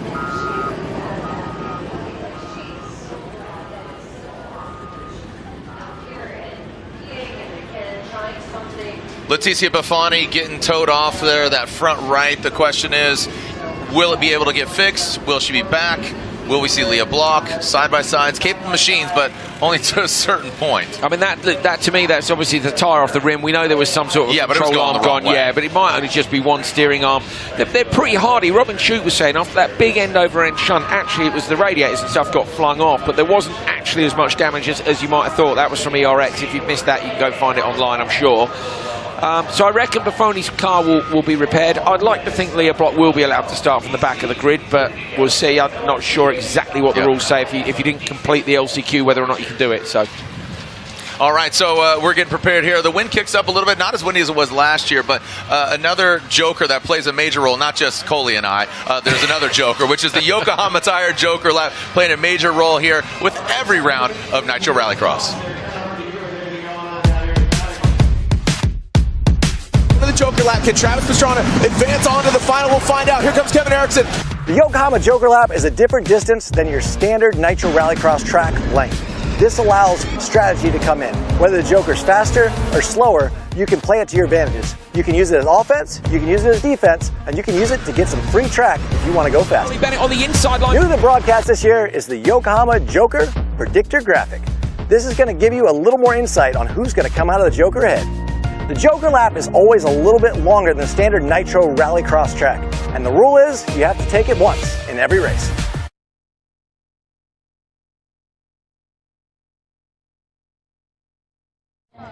Blaster, let's take this outside.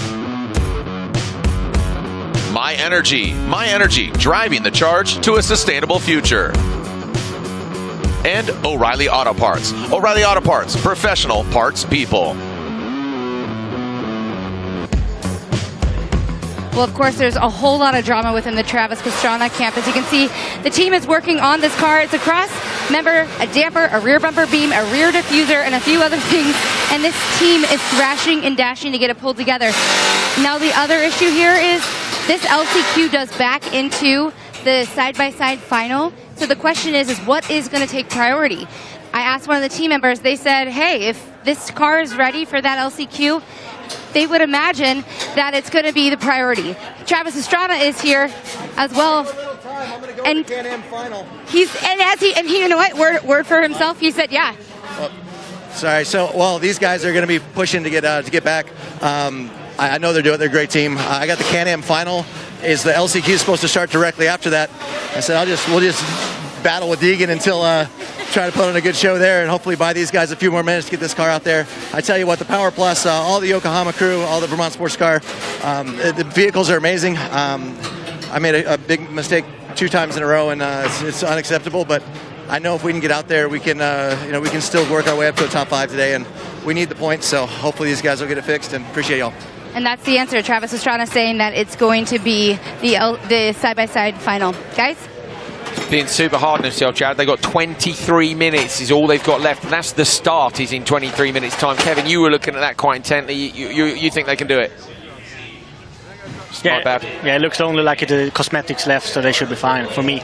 What it looked like from the TV, at least. Okay, there we go. You got more hands on deck. Well, hey, guess what? We'll let you go, man. It's NRX Next coming up. Kevin used to drive those. We'll keep him for that, and then we've got a new guest lined up, haven't we? Yeah. Get out of here. No, okay, stay. Just kidding. Just kidding. I thought you were headed now. We got some special guests here, so stick around the next. How many seasons did you do in the next? They're next, they're lights, they're this, they're that. You did. You grew up on those. RX2, didn't you?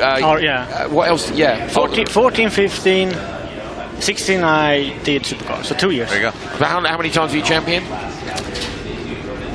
How many times? What? Well, I've done the ice racing as well. I've been 2-time champion, or 1-time RX2, as we call it back then. Yep. 1 time on the ice. Yeah, it's been between me, Oliver, Sebastian, Cyril.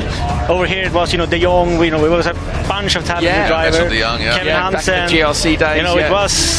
It was fun. So for sure, it's great to see these next guys as well. Here we go. This is where we're seeing NRX Next. Jimmy Henderson, Casper Janssen on the second row. Eric Gordon and Lane Michaela. 15 seconds to go, Coley. So Henderson found out a bit more in a chat with his spotter. He, Jared, is a Pro 4 driver. Now, it's not a championship we know so much about in Europe. He said apparently he was super bored, like climbing the walls, needed something to do. Their season's finished, so he's come in for a bit of fun. He's absolutely loving it. Him versus Casper Janssen on the front row.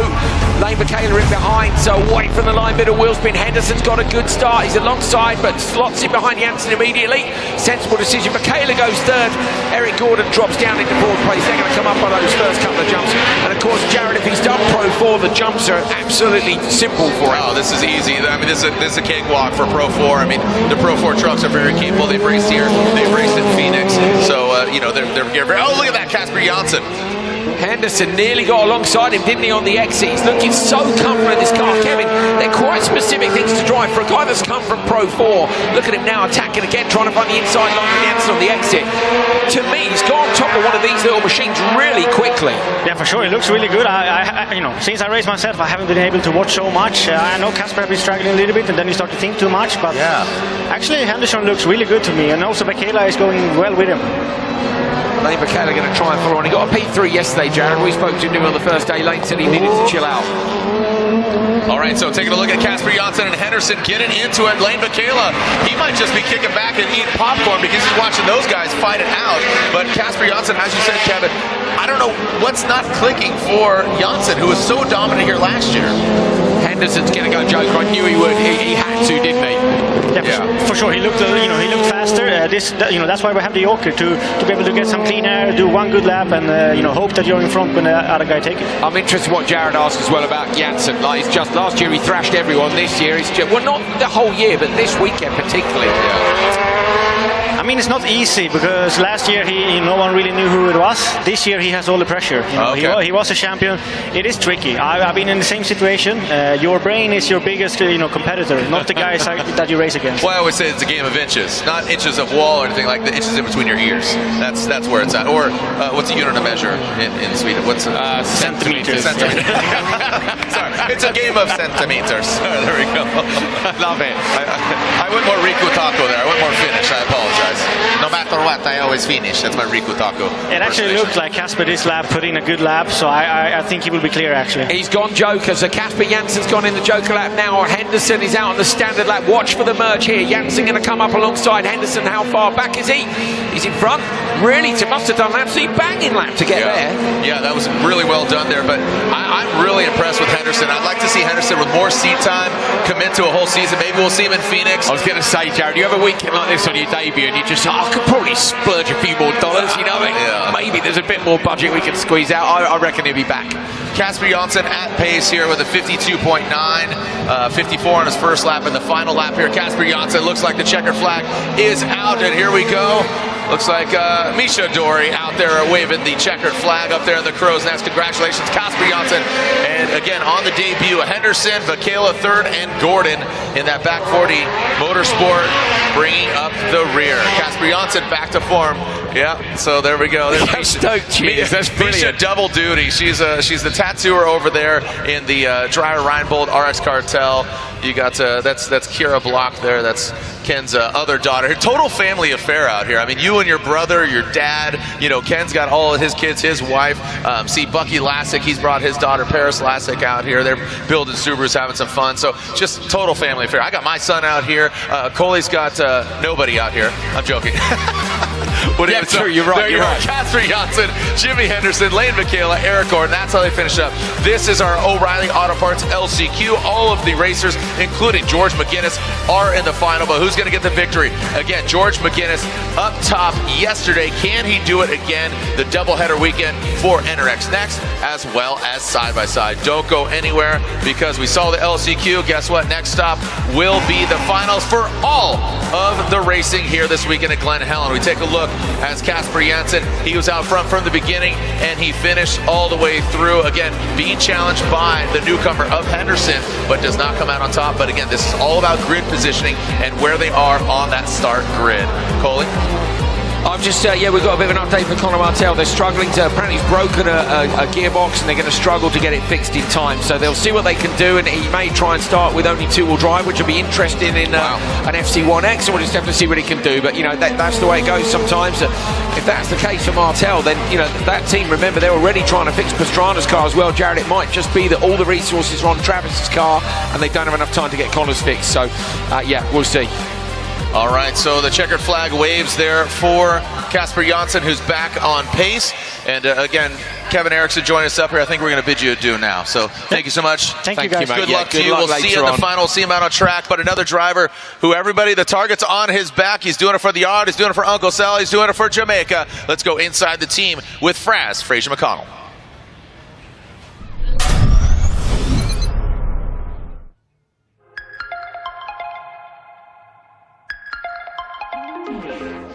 Fraser McConnell here, driving for Dreyer Reinbold and JC Racing in the A-Shock powered FC1X. And we're here for round 4 of Nitro Rallycross at Glen Helen. Now, these jumps are very special at Glen Helen. It's the most jumps in a track on the season. From the outside, it might look like you can just take it flat out and, you know, hit the jump as fast as you want, but that could be quite dangerous and jeopardize the weekend if you do approach all of them like that. You know, just being able to calculate the speed and, you know, make sure you have a good feeling with the car so that when you are taking off and landing, the landing is the most important thing, that you're getting the downslope and you're getting the tires on the ground, because, you know, when the tires are in the air, you're not going anywhere. So if you can get down and, you know, put the power to the, that's the ideal jump. Well, the key to landing a jump good is knowing the jump that you're coming up to, obviously. But you know, the surface might be different. If you have a lot of grip going up to the jump, you might want to be able to check up some more. If the grip is bad, you're going to be wheel spinning approaching the jump, so speed might not be able to get up as fast as you want. And there's general things like keeping your wheels straight, making sure you're not going too nose up or too nose down, and the distance of how far you jump is critical as well. Well, the main difference between a tabletop and a gap jump is there's something in between with the tabletop. Now, for the most part, gap jumps are more so intimidating looking at them than actually doing them. For the first time, you do get a little butterflies and you want to make sure that you're getting it spot on, because you don't want to be short on the gap jump.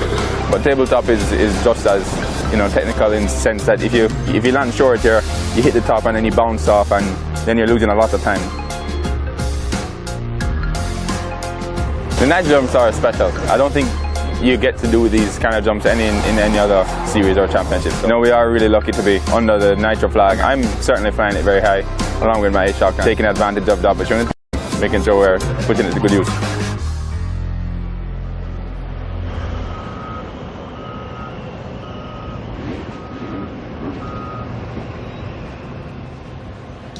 Beautiful day here, not a cloud in the sky, but gravel's in, and my man Bucky Lassick is in the building. Look at that. Okay. All right, what do you, double horns, baby? You're Double horns. This is Nitro, baby. The man.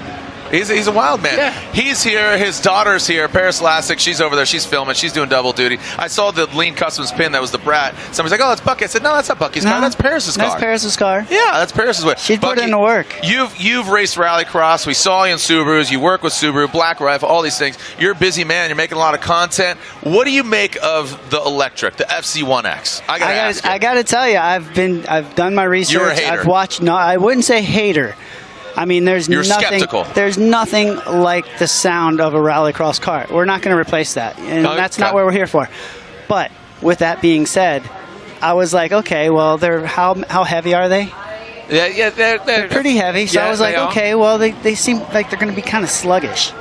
Man, I saw them for the first day on track, and I was like, aside from the sound, the racing is real, and these things get it. I talked to all the drivers. They love the car. You know, we're having a little bit of a tire issue right now. I have a solution. You know, hit me up, email me. Slide into those DMs. Slide into those DMs. Into them DMs. Bucky's got it. I mean, you're on Yokohama Tire, the spec tire. No, I'm not on Yokohama anymore. We might have to talk to another tire spot. Hey, that's not my problem. That's not my problem. All right, so I'm just trying to make the drivers happy. Yeah, all things considered. Again, Ollie Erickson, he's all these things overall, but the cars are proven. They're progressing. EVs, like I said to Kevin, uncharted territory. Yeah, but the progression's there. No, it's there, and it's a simple solution. You know, right now it's just a matter of I say go with a smaller rim, bigger tire. You know, and I know they want to keep a smaller profile tire, but you know, we want to stop the beating.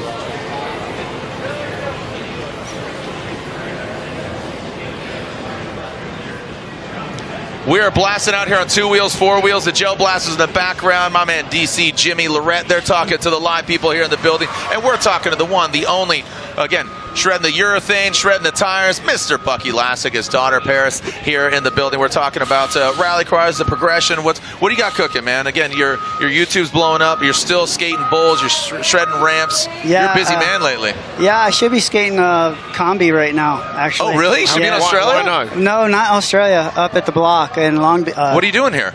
I don't get the opportunity to see Rallycross in my backyard. So, and Coley's here. Yeah, man. That's like, good come to on. see you, Pete.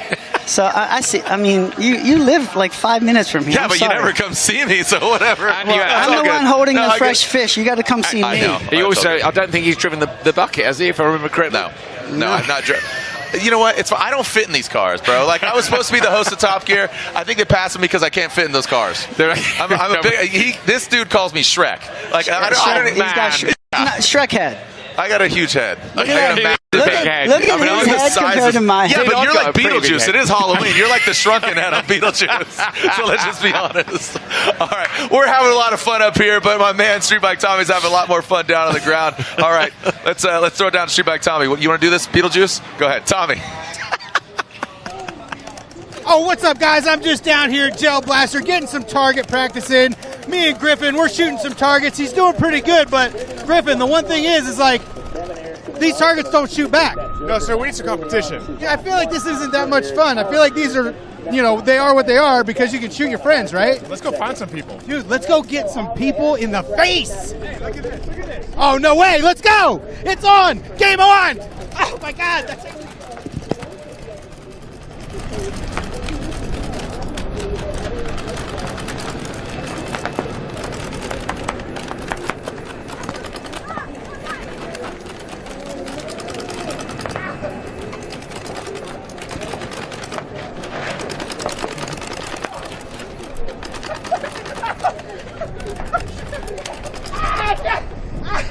Oh my God! That actually sucks!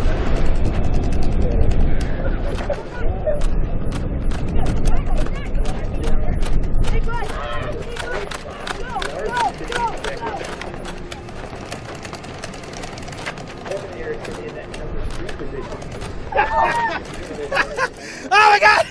Okay, I'm done with this. I'm done with this. Stop! Okay, back to you guys. This is painful. You know what? The only thing I'm seeing is Tommy's rear end. Shout out to Ethica. Like, this message brought to you by Tommy's Underwear and Gel Blasters. Honestly, like, you know, safety glasses on, but we're seeing like that. Seeing his rear end. Tommy, I got something for you. Yeah, it's called a belt. You come up to the booth. It's right here. You're gonna have I'll hook you up. Stop offending everyone, Tommy. Like, honestly. Oh, that's a nice indie belt right there. There we All go. right, so yeah, Bucky, seems like you're having fun. Paris, get over here. Paris Lassick, she's not going to be on comms, but this young lady right here, I remember holding her in my arms when she was a baby, when she was first born. Now 22 years old, and you and your pops, how awesome is it to build cars with your dad and seeing his progression, and what do you think? It's a dream come true. I never knew this was going to happen or anything, so I'm super thankful for it. That's awesome. Well, Yeah. your dad is a tremendous human being, your mom and your sisters. You got a great unit, so I'm super stoked. Again, the Subaru Brat. And, you know, Paris, are you ready to race? I mean, Leah Block's out here. Yeah. She's ready to shred. Are you doing any racing? You did some karting, right? Yeah, what about can we bring the Brat down? Do you think it's ready to race, or is that taking it too far? She looks at Dad. Oh, Might be pushing it. Okay. Yeah, let's just not try. It looks good, man. I mean, Keep it nice. yeah, keep it looking good. We're getting ready for side by side. We're getting ready for next, and then of course with Group E. So again, Bucky, Paris, don't go anywhere. Stick around. But again, Katie's down there. She's getting the dirt. We're getting updates from what's going down between Travis. We're hearing about Connor. yeah, we're about sports cars. A lot going on, Jared. So many things going on. So we'll get some updates from Katie Osborne.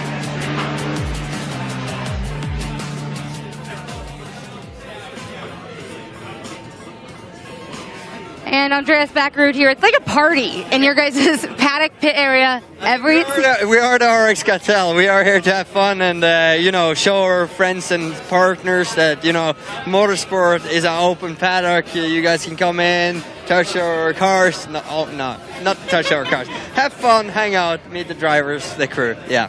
And that's exactly what's happening around here. But there's also some track time that's happening. And you kind of had one of those moments with Oliver Bennett where there was some payback. But you did it like a gentleman, huh? Yeah, I mean, in the heat there, I went to the Joker and I came out from the Joker and I see Ollie kind of miles away and just ran straight into me, you know, kept on going. I ended up getting a puncture. I was pretty pissed off at him. And then in the semi, when I saw him ahead of me into turn 2, I was like, sorry, Ollie. You're joining me in the Joker, you know. So the rubbing is racing is real. Robin is racing and Rallycross is Robin.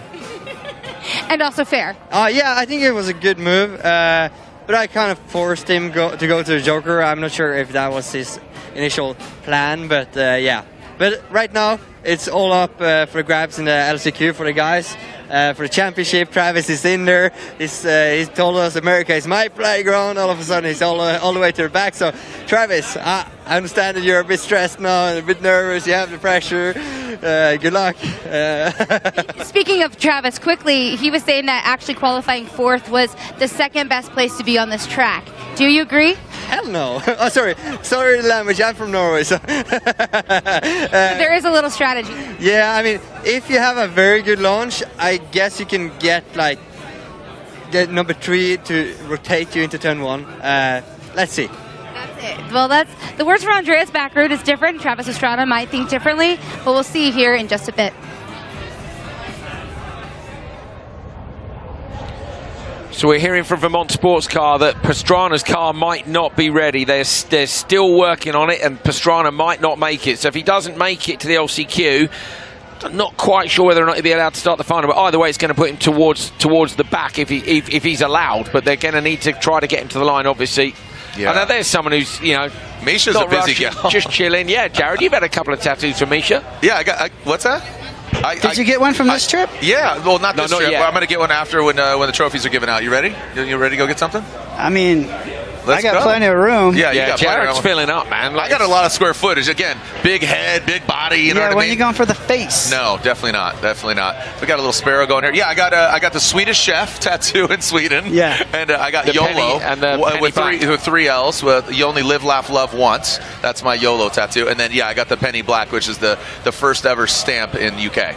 So, I do have to admit, when he first started this little trend he has going, I thought he was out of his mind. But now it looks pretty cool. Like, he's filled in well. Yeah, I filled in well. Still filling in.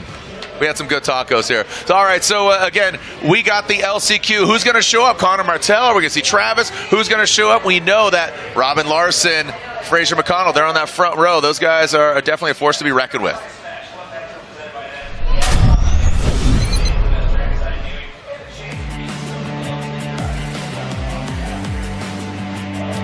This is how the ladder is shaping up. Who's going to climb it? Well, we know on the top rung, you can see it right there, Fraser McConnell, the pride of Jamaica. Robin Larson. Then in that second row, you got another suite of Kevin Eriksson, who was up here earlier, and then Snackaroo, Andreas Backaroo. Bucky, I know you love that gentleman. He's always eating snacks. He's a talented driver. He's Backaroo because he's backing that thing in. And then finally the LCQ, who's going to finish out row 3 and row 4. We'll find out in just a little bit.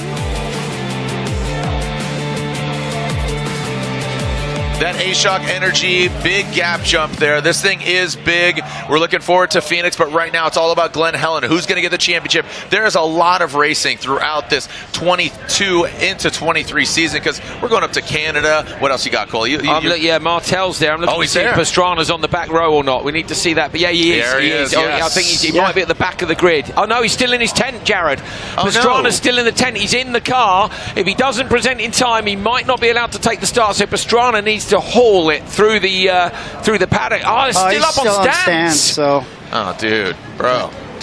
How long will they? I don't know how long they'll wait. Supposed to start in a minute's time. Pastrana's belted in, comms are in, like he's good to go. Drama. Bucky, gutted. Do we know what's wrong with his car? Yeah, he's been in the wall and they needed to change a bunch of stuff at the rear end. He's in the wall twice, actually, and the team were working hard on it. But have him start from the pits like all the other series. Just go. You know? Oh, they're dropping it. They're dropping the car down now. Are they? Yeah. The stands. There we go. Jack that thing up. Get it off the stands.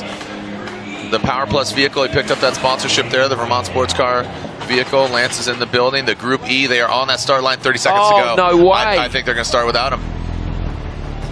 Ollie Bennett, Connor Martell, Travis Pastrana was intended to be there, and then Ollie Eriksson, 3 vehicles in this O'Reilly Auto Parts LCQ, and Travis is making it 15 seconds. Are they just going to let him grid and go? I reckon they'll stop him at the back.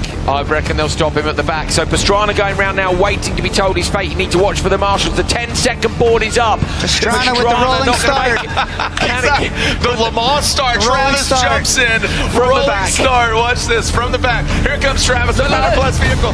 It's too late. He's gone. They've gone. So Bennett takes the lead away from the line. And Pastrana at the back. They're coming down. He's in. Travis is in. They will not let him start from there. There he is. There's no way that'll be allowed. I'm willing to bet money on it. I love the effort, but I don't think it's going to be allowed. Martel is going slowly, so they obviously haven't fixed that problem with the car. Ollie Eriksson goes straight to the joke lap as Bennett goes over the big A-Shock energy gap jump. So drama at the start. Look at that sound. That was a little bit unusual. Wacky, wild, he's off. And there goes Travis. He's pulled off. They probably said, they got in his ear and said, no, sorry, bro. Well, I mean, technically, if they just let him run across the start line, maybe that... I really want to see the shot of the start from the back. The marshal, it's like a movie where they go, no, like the bridge is out, and he just runs out the way. Anyway, back to it. Oh, Bennett sideways and squirrely up over that rhythm section up the front. Ollie Eriksson's gone Joker, so you need to watch the gap now between those two. The delta is about 6 seconds. Bennett's been on it. I think he'll go Joker straight away to try and get in front of Ollie, and he does. So into the Joker lap now for Ollie Bennett, and Ollie Eriksson going to come up over the top. Watch for Eriksson. Whereabouts is he? I'll tell you what, Bennett might do this. He's going to be close at the merge. There he is over the big gap jump. Eriksson to the inside line. Bennett going to try and get underneath him. Super close. The hood's up on the front of Bennett's car. Bucky, look at this. We got some rubbing. We got some rubbing. It's LCQ. Relax. What is going on? Holy cow. Eriksson's going slowly, so Eriksson will go slow. Bennett goes through. Is that Oliver? Yeah, that's Oliver. That's Ollie, because Kevin's already in it. So Ollie Bennett he got a nose job, and not the good kind. He got all sorts of punched up. And He's Ollie's completely stopped. This is survival of the fittest. I mean, just who's going to survive? Well, someone needs to get onto Bennett. You can hear Bennett's tyres rubbing on the bodywork where the bodywork's up high in the arches. He's on the final laps. He's just got to cruise this home now. Has Ollie Bennett got enough left to get the gap? I think he has. Going to line it up for the A-Shock Energy gap jump. Here he goes. Oof, he does make it good. All that tyre noise, I was freaking out. My heart's beating. I'm not even behind the wheel. I mean, Bucky, thanks for joining us in this crazy, wacky world of Nitro Rallycross and the LCQ. You got the best seat in the house. That's why I'm here. He knows where the VVIPs are. Exactly. So, so that is Eriksson fully Martel's out as well. We know Pastrana didn't take the start. Well, kind of did and then kind of didn't. But there we go, Jared. All right, so Ollie Bennett will get the victory. LCQ. This is all just about position. So he'll be on that third row, be on that pole side of it. Then we'll see Ericsson, Martel, and like you said, Bucky, Pastrana. You saw him ripping into the course. Maybe because he crossed the start line at minimum, they'll just put him in that back row. Ollie Ericsson's been quite clever here. He's coming under the checkered flag now. He's waited to be lapped, meaning he won't have to do the third lap. So he knows he'll get P2 there for that by going further than Martel's gone. Oof. Smart. All right, so again, updates keep unfolding here as far as attrition, keeping it together, keeping the cars together. That is our final LCQ. The finals are set for side-by-side for next, and of course for Group E. So with an update, let's throw it down to Katie Osborne. Connor Martel just exiting his car here, going to the back, and that's such an interesting thing, right, because the race is still going. But he had a rear gearbox that broke in the semis. They just needed to start that LCQ. He said he would start it in third gear, do one lap, and pull off after.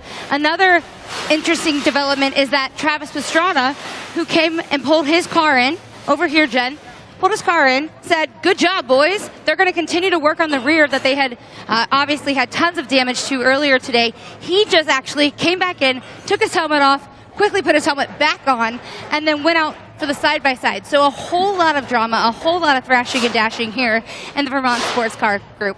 Guys? All right, so Bucky, we'll bid you adieu. I know this is the best seat in the house, but if you stay any longer, you got to pay us. That's fine. What do you take, PayPal? Yeah, I'll slide in my Venmo. So again, no, all joking aside, dude, thank you so much. I'll let you enjoy. Bucky, so proud of you, love you so much. And even though you got a small head, there's a lot of brain, so I appreciate that. And again, thank you for joining us here. Mr. Bucky Lasek, he's shredding urethane, he's shredding rubber, and he's shredding his Subarus. Thank you so much, bro. All right, so Group E, let's take a look at it again. Watch this. Bucky, look at, here comes Travis in the background. And you saw that was so great. It was so funny, him coming in. We'll find out what happens here as far as Travis Pastrana and where he lands. Connor Martel, Katie with the great updates. Again, Vermont Sports Car thrashing on these cars. So the team have told me they knew Travis's car wasn't finished and they wanted to send him out to take the start of the LCQ. Then he would get a DNF, not a DNS, so he was always going to pull off after the first lap. The problem is he didn't make the start, Jared, so it might be a DNS, and at that point I'm really not sure what happens. I also think the stewards will be a bit grumpy about the whole a bit Robin Larson about the whole blasting up to the back of the grid when you weren't allowed. But Travis might not have known, you know, like we don't know what. But here's Travis in the background, look. There's a camera person, watch it, and then Travis comes sideways onto the grid in the background. And then you see him come onto track. Yeah, that was a wacky LCQ. I mean, with Ollie Ericsson broken, you know, Ollie Bennett, you know, he got a punch in the nose there. You know, we saw Connor pull off. Here's Ollie Bennett. I mean, he got the victory, but zero chill on an LCQ. What are you laughing at? I'm just thinking about that cameraman and Travis coming past him at about 100 mile an hour. Yeah. He stood at what he thinks is the back of the grid. So. Oh, that's where he got the nose job. Oh, he banged it into Ollie. Ollie shuts her down. Ollie goes around him. So Ollie on Ollie crime here. And Ollie Bennett in the Excite Energy vehicle gets the victory. All right, round 4 of the championship really heating up. But our finals are set for our Group E. We'll find out if Travis makes it to the grid. There's Ollie Bennett's vehicle, hopefully just cosmetic and not mechanical. Get the car back up. So we are getting ready as we go down to grid. We are live. My name's Jared Deanda. Andrew Coley for just joining us. The finals are set for our side-by-side, NRX next, and Group E. First up are the side-by-side finals. A star-studded cast, again from 13-year-old Ben Mayer. Let's take a look. Who do we have? Notably, we haven't seen him for a while because he came out swinging and got that pole position. We're talking about Brian Deegan. 32nd card is up. There is the 13 of Leticia Buffoni. That's great to see her back out there. She went up on her roof and then ended up on her Yokohama tire. So on the front row, Travis Pastrana, Brian Deegan, Ben Mayer, and Greg Michaud. You got Jeff the Chicken Matasevich, Robin Shute, 3-time Pikes Peak Hill Climb champion, and Leah Block and Leticia Buffoni. So Leah Block, daughter of Ken Block, 16 years old. You got 13-year-old Ben Mayer and Leticia Buffoni, the pride of Brazil. Coley, Do what you do best. Go and scream. Let's get loud. Let's get wild. Let's get weird. Wild. Oh, mate, so this was the battle we saw yesterday between Pastrana and Deegan. They're on the front row again today. Pastrana puts the squeeze on Deegan big time. He tries to hold on, but Deegan can't quite. He's coming back at Pastrana up the inside of the ramp to turn 2. Deegan alongside Pastrana in the 199 goes in hot. Gregoire Michaud is in P3. I think held on just in there. He does. Wow, that was close between them. I'm really up on 2 wheels. Pastrana went on 2 wheels, I think, and had to bail out to the Joker lap just as we were cutting inside. A roll for Deegan, over the wall for Brian Deegan, lands back in the track again. Absolute carnage at the start of the side-by-side final. It's Gregoire Michaud who leads. Pastrana's been in the Joker, has come out back in P4, just behind Robin Shute, currently red flag. A full red flag here. Deegan goes up and over the wall. There is the one. I mean, this is absolutely turning out, you know, somebody earlier said, not a very technical track. I don't know, man. Contrary to popular belief, this is some aggressive racing here from side-by-sides to next, and we even saw that LCQ getting absolutely squirrely in that LCQ.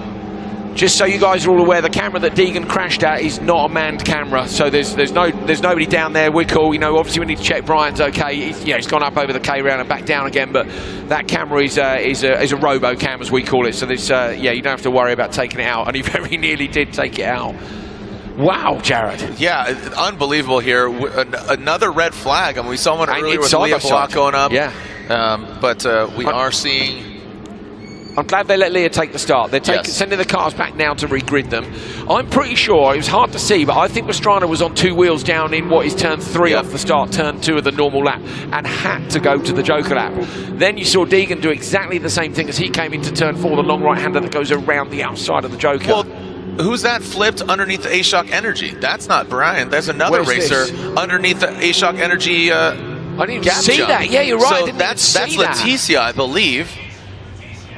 And that's Buffoni, and there is Deegan. So we got Buffoni, and then there is Deegan. So Deegan's back on 4 wheels and just rolling back to the start straight away. But, so this would be interesting. Who do they deem caused the red flag? Buffoni or Leticia Buffoni, sorry, or Brian Deegan? Or they might say... no, Leticia, her front left, she's broken.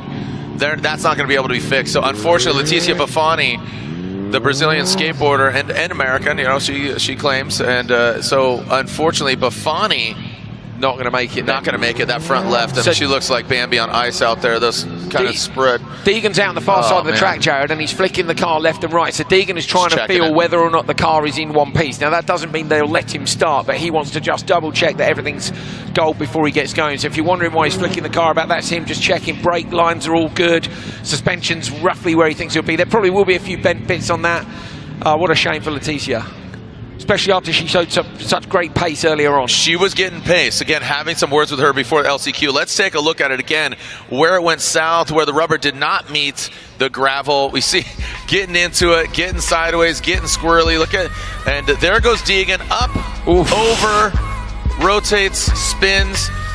So while that's going down, underneath that A-Shock Energy big air gap, Leticia, look at how wild. There goes Deegan. It's as he crossed back, Jared. So there was contact between him and Michaud. He went inside the track as he came back over the berm. The front wheel hooked and he went up on 2 wheels. Here's Buffoni. No, this was Travis. This was Travis up on 2, and the crowd was gasping. He saved it. Wow.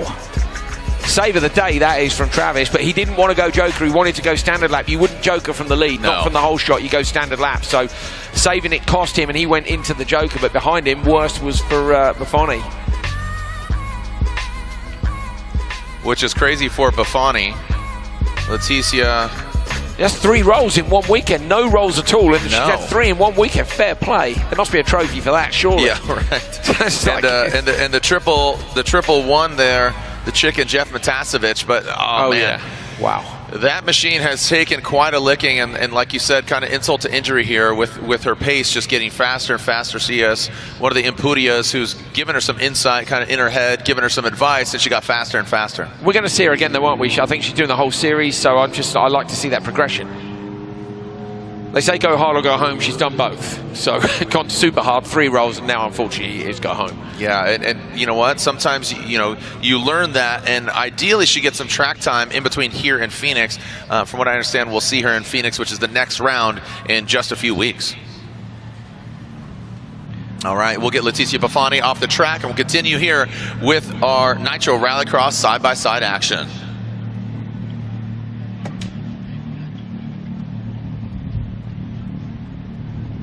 We're going to re-grid this one then and get us going again. What remains to be seen is whether or not Deegan will be allowed to take the start. He's not on the grid.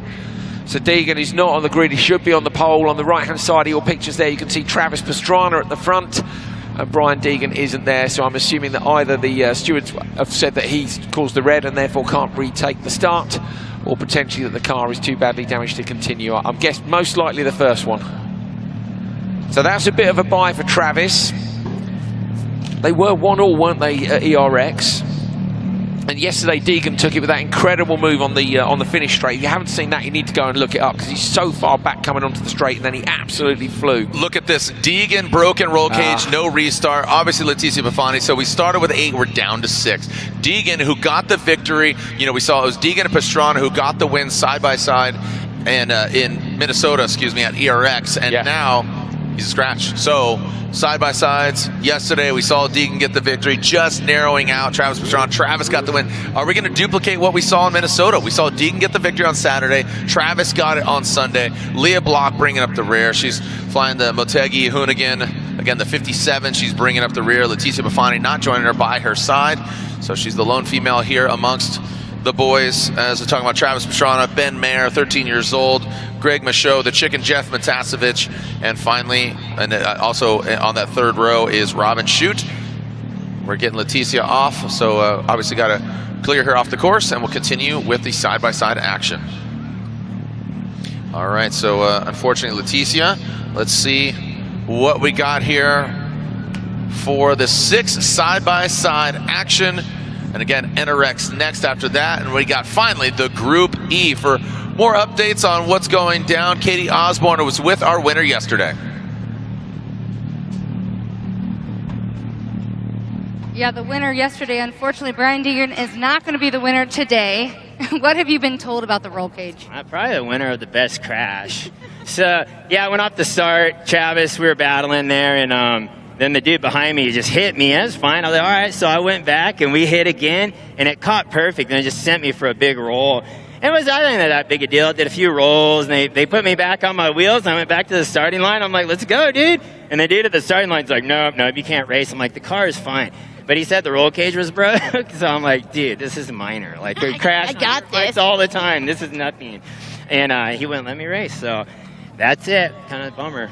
It is a bummer, but winning the best crash here today, that's not too bad. You're here to talk about it. Yes, and we're in a roll cage. This is why I'm still racing these things. It's a fairly safe sport, and the Can-Ams, you're good in the cage. I'll race another day. Hey, it's part of racing. So then the racing analysis for this one that's coming up, who's going to win? Who's going to take checkered? I hope Travis wins, because he didn't win yesterday from what I heard. So I think he has a good shot at winning today, and maybe I'll cheer him on as a fan. Who knows? We'll see you out there as a fan, Brian. Guys. I love that. Maybe I'll cheer him on as a fan. I mean, you know, game respect game. We know that Travis got the victory on Sunday in Minnesota, as unfortunately Leticia on the back of the flatbed. She's getting towed off, so she will not be racing here in the finals. So what turned out to be just a crazy turn of events. And there is Brian. Hopefully we'll see him in Phoenix. And just, like I said, a family affair here between the Blocks, you know, the Olsberg, excuse me, the Ericssons, not the Olsbergs, but the Olsbergs company, and Deegan, man, just a proud dad. You know, he's got, you know, one racing in NASCAR, one doing Supercross, the other a culinary giant, a young guy. He's really into cooking. And, you know, we're talking about Lassick and Bucky and his daughter. And I love that, just kind of this lineage of motorsports and excitement. Absolutely, mate. It's great to see the generations coming through. I also love the big grin on his face. It was a small crash. It's fine. The car's fine. It's a flesh wound. But no, not allowed to take the start. There is the grid, remaining just 6 out of the 8 cars. Advantage Pastrana, big time. 30-second card is up. Here we go. Who's coming out on top? As we've seen, just it's about attrition at this point. So survive, thrive. Who's going to come out on top? Here we go. Travis Pastrana, Ben Mayer, Greg Michaud, Jeff the Chicken Matasevich, 3-time Pikes Peak Hill Climb champion, Robin Shute, and bring up the rear, 57, 16-year-old Leah Block. So Pastrana should be able to get this one from the front, really, without Deegan alongside. Obviously, Michaud's going to have a nice, easy shot at the inside line from row 2. But unless Travis makes a complete mess at the start, should be here. So here we go. Pastrana will shut the door immediately from behind. There he goes. Immediately moves across. Ben Meyer trying to go around the outside of Michaud. Michaud, though, going to sneak alongside. I noticed Meyer's lost Chucky from the roof now. Maybe they felt there was a little bit too much drag. And we've been joined by the man himself. This gentleman Brian goes from Deegan. flipping side by side to join us in the booth. Brian, are you cheering for Travis now? You said like a fan. Yes, I'm a fan of the sport now. Yeah, okay. Just up here checking out. Hopefully Travis can pull this off. He hasn't had the best day, so I get it. Mate, sorry. How did you get here so fast? You must have. I'm going to go talk to Coley and Jared. I was just on the starting line. They said, "You're not racing." I'm like, "I've never heard that before." I'm like, "I'm fine. Anyway, all right, so literally sprinted here. Brian Deegan, the leader, according to the graphics here. Congratulations, buddy. Oh, yeah, there we go. Pastrana and Michaud are going at it. Jared Michaud trying to come past Pastrana again. This is the run down to the last corner. This is where yesterday Deegan got Travis. Michaud drops back, tries to go for the inside line. Travis gets good drive though. Michaud not quite as alongside. Travis squeezes him. Michaud up the inside into turn 2. Gregoire Michaud with almost a great pass. Pastrana holds on there around the outside line. Yeah, it was cool that he backed out of it. You know, last time he didn't, and that's how we came together. So Travis on 2 wheels again, Brian. He bicycled in turn 2 again. Yep. That's what he did in the first one. How easy is it to do that with these things? Really easy, because we're all keep setting our cars up softer and softer to get more grip. Yeah. And it allows the car to roll over more, which makes it bicycle more. It's just fine balance, because you're always trying to find grip out there. It's pretty slick. Okay, so bicycling twice in 2 races for Travis. We've seen Brian go over, Letitia's gone over. Michaud is still piling the pressure on. Matavcevic has gone Joker, 9.1 seconds back towards the back of the pack. Look at that wide line from Travis onto the straight. That's not a rally line right there. That's not tidy. Taxi to the apex, missed it. Dude, how excited was it going end over end? I mean, that was a while, man. Yeah, dude, that was, I mean, the backflips, keep it to 2 wheels, but again, with age comes the cage. Glad you're okay. Yeah, you still got your signature spot. Look at this, nipping on the heels. Michaud goes after Pastrana, but he fights back, and that gets precarious, man. That gets sketchy. I think Michaud should have gone Joker, Jared. He's right up behind him. Travis is obviously nervous in turn 2 because he's been on 2 wheels twice, so now he's lifting just a little bit. Michaud was almost in the rear end. He could have gone Joker when Travis has lifted and just got a little bit of an advantage. Where Travis is going slow, you nail it into the Joker and then try and hammer in a couple of good laps. All right, Pastrana gets out front again. Michaud, as you said, he's eclipsing some good times. He got a 51 and a 52, but Pastrana as well, 52. Now he's getting faster. Michaud's getting a little bit slower here, but Travis Pastrana throwing up the elbows. He's got Greg in his rearview mirror. Let's see if Pastrana can hold on a lead.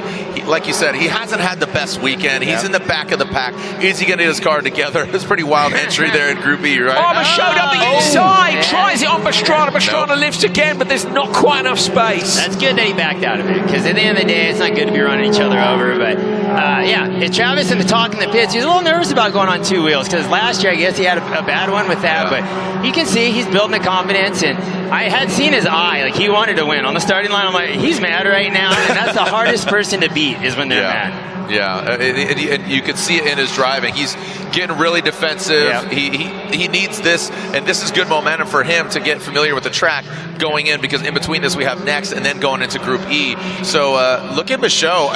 He almost had the win. In Minnesota. He did. But he bicycled there, if you remember, ended up bouncing off the wall. He's quicker through that last sector than Travis is.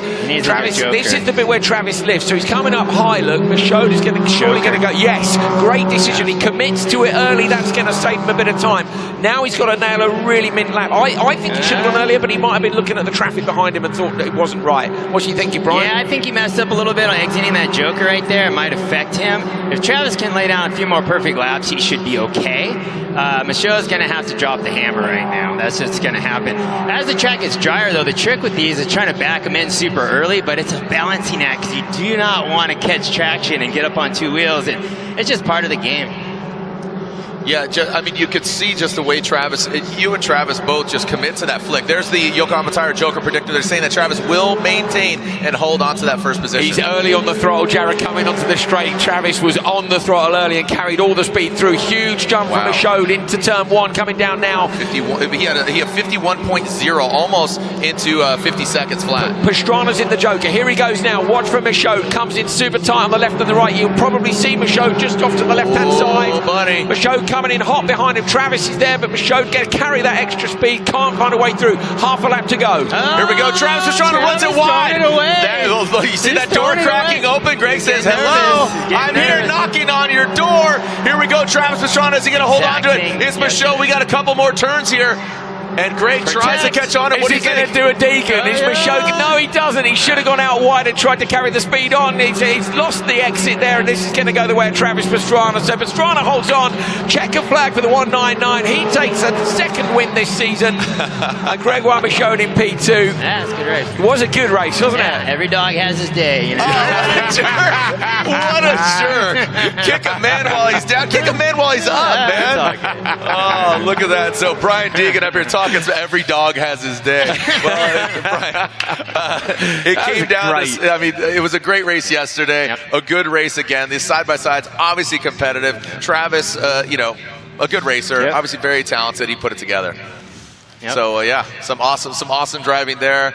And Deegan, are we going to see you in Phoenix? Yeah, that's the plan. You know, I'm trying to make time with the kids, everything going on, and trying to make schedule for myself. So we're working on it. For sure. Awesome. Well, again, always excited to see you, and stick around because I think I'm going to go down to the pits. Thinking. Stick around. Why don't you call next? And you know, sure. I'll go race. Actually, I'm going to go race. Go yes. What would you race? There are the race results for our side-by-side final, day 2, doubleheader action. Deegan won yesterday, but duplicating Minnesota. You got the win on Saturday, Minnesota. Well, Pastrana he's a Sunday boy. He shows up on Sunday. Pastrana gets the win. Greg Michaud comes in second. Ben Mayer, 13 years old, gets third. And rounding out Robin Shute, Leah Block.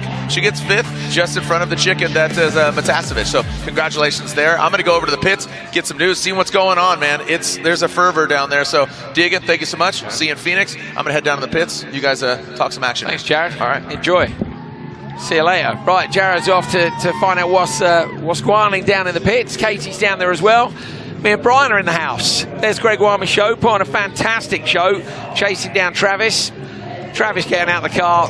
He'll be stoked. How much do you wish you were down there racing, though, man? It's gutting, isn't it? Yeah, it's definitely tough to watch racing, but I'm kind of used to it. I've been watching my kids race quite a bit, so it's all good. I like to see Travis get a win. He puts a lot of effort into these events and putting them on, so I respect that. He's got to have his moments for sure. Yeah, good stuff. Right, we're going to go and find Katie Osborne. Katie, where you at?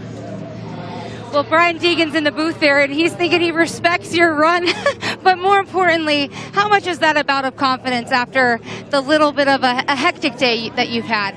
No, I mean, it's great to get a win. It's honestly, I came here to this track, this course, this class, sorry. My adrenaline, my heart, everything's, it's been a long day, but you know, I came to kind of race Brian and put on a good show. Kind of felt bad after Brian went out. I was like, man, this is about the up-and-comers, but I tell you, Greg has been quicker than both Brian and I the whole time, so it's cool to get, you know, Greg, Ben, even Tasevich, but all the guys just really getting in there and trying to give them a little bit of experience, and I'm knocking Greg all around. Deegan's knocking the guys all around. We're not the quickest guys out there, but we're definitely, we're old and maybe not wise, but as you saw with Brian flipping and me almost going over first lap.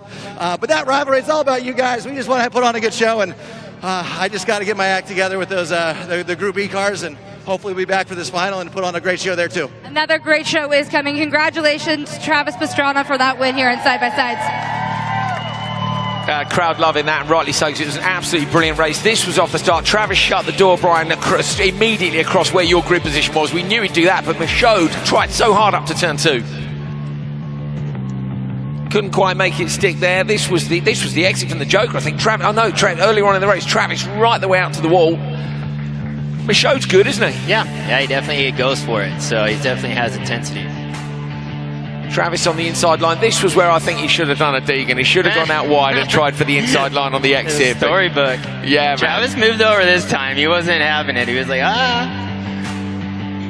all the way around the outside again. Just a fantastic race between. This was the corner that Travis was struggling with. Just a couple of ruts down there. There it is, bicycling again. Yeah, you're on the edge of traction all the time, and that's how you have to race these things. You always have to be right on the edge. Full throttle through the right-hander, back up over that crest for the rejoin. Michaud at this point was like, you know what? I'm getting super close behind Travis. I can't find a way. A little bit of contact between them. I think he could have gone Joker just a couple of laps earlier and given himself a bit more time to close the gap down. But Travis Pastrana holding on out the front there, taking a checker flag and his second win this season in side-by-side.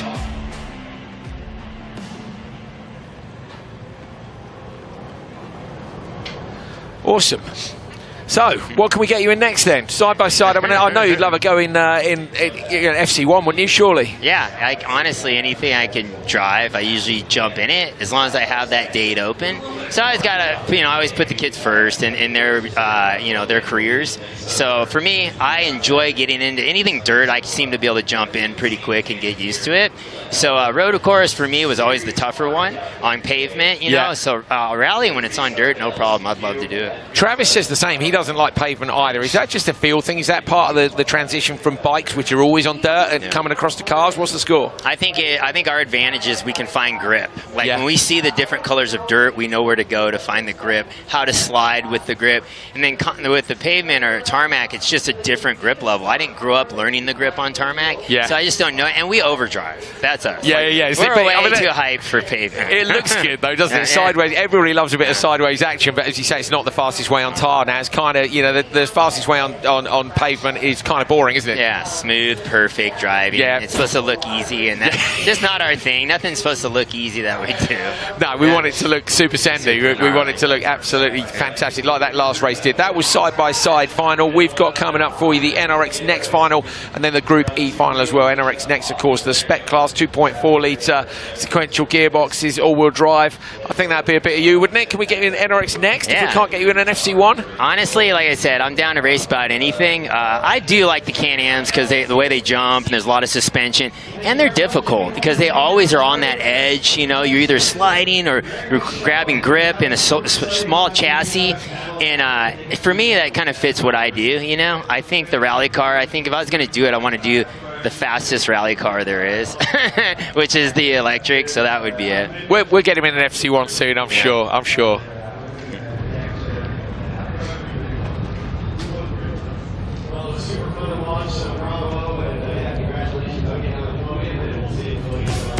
Nitro Rallycross is brought to you by Yokohama Tire. Yokohama Tire, make every drive a performance. Smirnoff Ice Smash. Smirnoff Ice Smash. Full flavor unleashed. A-Shock Energy, a modern performance energy drink created for today's active generation.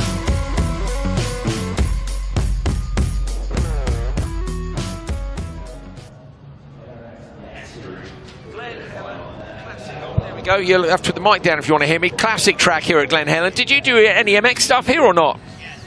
And you as well. We did a great job, aren't we, on our own? Yeah, I actually raced over at the Outdoor National Track, 125s, and back when Carmichael and all the guys in moto, that's when I raced over there, yeah. So what's so legendary about this place for people who don't come from the moto side? Why has it got the reputation it's got? It's just been here forever. It's a classic Southern California raceway. It's been here for so long. So many good racers have come through here. And when they added the off-road track, then they added 4 wheels to it. And I think you'd be surprised, like so many big names have been through this place. So it's just got that history to it. And what about Nitro Rallycross's track here as well? I mean, I think this place is fantastic. The racing, so there's a look at some of the MX stuff. It's pretty wild, some gnarly stuff. Some of the steepest hills that you'll ever race. Like, it's hard to tell just looking at it, but they're like straight up, straight down. You can barely walk up those hills, and they race those hills. And it's one of the most challenging tracks to race, just the way the dirt shapes up. It's narrow as well. Yeah, it's narrow. It's up and down, like I said, very steep. And this track over here is good. The dirt, it's fast. It suits the cars pretty well. The only thing is there is no pavement, so I'm good with that, though. NRX Next cars are down on the grid. Can George McGuinness make it a second win in a row here? I'm sure that alongside him there, Casper Janssen is going to want to try and take it back from him. And as well, we've got our man Jimmy Henderson, who's come in from Pro 4. He's a threat to these top two as well. NRX Next final coming up for you then. George McGuinness is on the pole. There they are, forming up alongside him Casper Janssen, last year's NRX Next champion. Jimmy Henderson on row 2 behind McGuinness with Lane Vakala, and then on row 3 is Eric Gordon. So Henderson has been absolutely, this is his debut weekend, but coming from Pro 4 trucks, just seems to be on top of the NRX Next car, which is very different from a Pro 4 truck. He's bang on it straight away. McGuinness and Janssen, the favourites out front. Here comes the Nitro lights up at the top. Wait for that to go green. And then we're going racing for 6 laps for the win here. Round 2 of the USA leg of NRX Next. Great start by Casper Janssen, going to try and come all the way around the outside of George McGuinness. McGuinness for the yellow squad on the outside line now down towards turn 2. He's going to know that he's lost that. Already goes out wide. He's going to try and sneak up the inside. No, he goes outside line. Thought he might right lift. McGuinness hanging on, nearly gets put in the wall by Janssen. He's going to go high. Casper Janssen goes low. Does McGuinness decide to go Joker? He does, but that's a late decision, Brian. I think that'll cost him time. Yep, that's a little too late. He's going to get out behind some slower guys. I think that will affect him. It's a problem is you get so excited and you just want to go for it. I like to wait until later in the race. I think it's a better strategy. If you're leading, you're definitely going to wait, aren't you, there? I suppose it's tricky. He knows he's going to be behind Casper, but I might have gone for another couple of laps, like you said, just let some of the slow guys go. Exactly. Pull away, get a gap on third, fourth, fifth, and then you can take the Joker and get back into second, third, and then lay down your heater lap and get to the lead on the last lap. There is a strategy to it. Henderson looking to pass Casper Janssen already, backs it in big time. He's going to half spin the number 44, and McGuinness is already up to P2. So George McGuinness, who went Joker immediately with a last-second decision, is already in P2 at the end of lap 1 as they come down that rhythm section. Casper Janssen leads, but only by 3.6 seconds. It's not enough, so he's going to have to stay out, Brian, and now his spotter's going to have to say to him, you need to push. Exactly. I think his spotter's probably telling him, you know, second place has got the carrot in front of him. He's going to start reeling in the leader, and that's not good for the leader. The leader needs to get out, probably hit that Joker and try to get back to the lead pretty quick, because he's not in the best spot unless he hits perfect laps. He's got to nail it perfect. He's going to have to, isn't he? We know the gap is already too short. I think it's 3-ish, 3 to 3.5, so he might just about have enough. McGuinness will try and hunt him down. If you're spotted, have you ever spotted for any of your kids? Have you ever spotted for you have? How did it go? I would tell him the Joker right now. I would say hit the Joker because you're probably going to come out inside of second place and still be ahead of him. Yeah, sure. So manage to block him off. Yeah, pretty soon he's not going to have that luxury. It's going to be too late. So McGuinness trying to close the gap down. What is it now? It was 3.7. It's 3.5. He's taken 2/10 of it. Brian's got a big smile on his face up here, and he knows he wants Casper to go Joker now. Casper's trying to hang on. He's got 3 laps to go. These need to be 3 perfect laps. He's got to try and edge George McGuinness. In the background, I think Henderson's just gone Joker. He has. So Henderson was only 1.3 behind McGuinness, and it's all about that gap. The tactics of Rallycross. 3.5. You can see it yourselves on your screens. If I was spotting a leader right now, I'd be like, hey, dude, you got to send it. Like, back it in, all or nothing if you want to win this race. You cannot be cautious. Gone back up to 4.1, Brian. So he's getting it done. Probably the time to take it. Probably a good time to take it. 4.8 they're saying. I think that's a bit long. They're saying he loses first. I think if he went right now, he'd hold on to it. But let's see. Onto the front straight. George McGuinness. McGuinness with a mistake, though. Yeah, he's riding a little wild. Second's trying a little hard. It's kind of starting to bite him. Over the jump comes Janssen. Does he go this time? With McGuinness having made a mistake, I think it's a good time to go. And he doesn't. He goes, look at that, though. Fantastic line. That was a good turn. So what do you think of these? Obviously, they don't jump as well as the side-by-side. Did you do any lights? I know you've done supercar, didn't you? I did supercar, yeah. The lights for me, I just like the power, I like the speed. This is a good learning class. It's all about momentum for sure. How many of the European events did you do? You came to Finland? Yeah, I did it too, yeah. Was it Finland, I think you came to when I was there announcing? Yeah, with Tanner, same weekend, wasn't it? Yes. Yeah. What was the other one? There was Sweden and Finland, I think, were the two. Yeah. Did you go Hollius at Sweden? Yeah. Yeah, classic track, absolutely fantastic. Right, at the minute then, they're saying Casper Janssen will remain first. It's gone the other way. George McGuinness has made a couple of little mistakes on that last lap, but he's hunting in the background. There he is in the yellow squad machine. 5.4 seconds. This should be Casper Janssen's. Is he going to wait until the very last lap? If he's feeling confident, he will. He's going. No? Still stays out. He's waiting to the last lap. So Casper Janssen feels like he's got the lap times in him. Coming through the right-hander, he'll go on that last lap. McGuinness is going to have to do something hella good to try and catch up now with a 5.4 second lead. McGuinness is 17 years old. Casper Janssen a similar age. I mean, these kids are doing brilliantly, aren't they? Yeah, it's a great learning class. Like I said, about momentum. And yeah, it's a great stepping stone. Here he comes then, Janssen through the right-hander to come onto his final lap. He will have to go Joker this time. There comes the predictor one more time to let us know who's going to get it. Saying he's going to retain first. Over the crest one more time. Through this left-hander, I love the jump into the left. Now at the hairpin, he'll open up the steering lock on the exit and just let the car run wide. Talk us through this, Brian. Let's have a look at his Joker lap for us. Yeah, here he goes. Starting to, enter early, and he's going to probably be a little cautious through here because he could throw it away more than he's going to gain much. You just got to be tidy, perfect, what he's doing. Not real sideways, just getting it through there. And he's back to the lead. He should be fine. Easily in the lead, then Casper Janssen comes out. George McGuinness is a fair way back. It looked like it was going to go McGuinness's way earlier in the race, but a fantastic job by Janssen. Spotters will be telling him to chill now, just half a lap to go. So Casper Janssen, last year's NRX Next champion, hasn't had such a good season, and we were talking to Kevin Eriksson earlier on today that it maybe got into his head a little bit about what he needed to do to get back on the top step of the podium, and today Casper Janssen has got the job done, coming down the start-finish straight. Disastrous day yesterday, today top step of the podium, checker flag, Janssen wins, George McGuinness P2, the winner yesterday, fantastic start, side by side up the line. Henderson just takes it from Lane Vakela. Vakela got P3 yesterday, missed out on that today by just a 1/10 of a second. Great stuff. Wow. So one race left to go. We've got the Group E final coming up very shortly. Over the finish line now comes Eric Gordon. Casper Janssen parked down the track. I wonder if he's broken the car. He doesn't seem able to go anywhere. He'd normally be standing on the roof for a bit of a celebration. It's not an ideal way to finish your run, is it? Gonna miss the podium, just sitting on the track. He's be up here. Casey's probably waiting with a camera and a trophy, and he's going to come back on a flatbed. There it is, Glenn Helen. The win this time round for Casper Janssen. 2.4 seconds ahead of George McGuinness. Jimmy Henderson third, Lane Vakela fourth. Eric Gordon bringing up the rear in P5. So great racing from NRX Next on this fantastic track. I say all that remains now is the Group E final. This was the start. Janssen tried around the outside, Brian. I kind of thought he would be able to hold on there. This is up and over the start-finish line again onto McGuinness. I thought might take the cut back and try and go underneath him, but he didn't. Yeah, the inside. That left lane on the start is actually a better lane. Yeah, tell us why. Tell us why. I felt like that inside right is the preferred first pick, but really that second lane, if on the outside, if you can get off even with the guy on the inside, you have the inside of the first turn, really, and the inside of the second turn.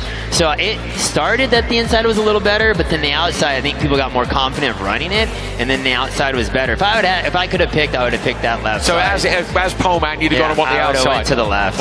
You want the outside, full throttle, full send, all the way around and hold it up to turn 2. Janssen couldn't quite get it done at that particular point, but he did get it done by the end of the race. Lovely big gap for him on McGuinness. This was McGuinness. McGuinness, I did think on the second, third lap, I was sure McGuinness was going to close him down, but Casper Janssen put in the quick laps when he needed to. Loving the rhythm section up at the top. Fantastic job. Janssen takes the win. All wrapped up in that Swedish flag. Congratulations, Casper Janssen. That was quite the battle for you, actually capitalizing on the mistakes of George and getting around him. What did you see? Yes, it's amazing. And I did early corner right, and I just focused on racing. And for you, this win kind of means a little bit of a redemption. You'd been looking for this, knowing that the season had been a little tough, including yesterday. How much of this is a big sigh of relief? Yeah, it's very big, and we have so much problem with everything, and this is so nice to happen now, and yeah. And we're going to let him celebrate with the fans and his flag. I feel like that thing is waving in the wind. Congratulations, Casper.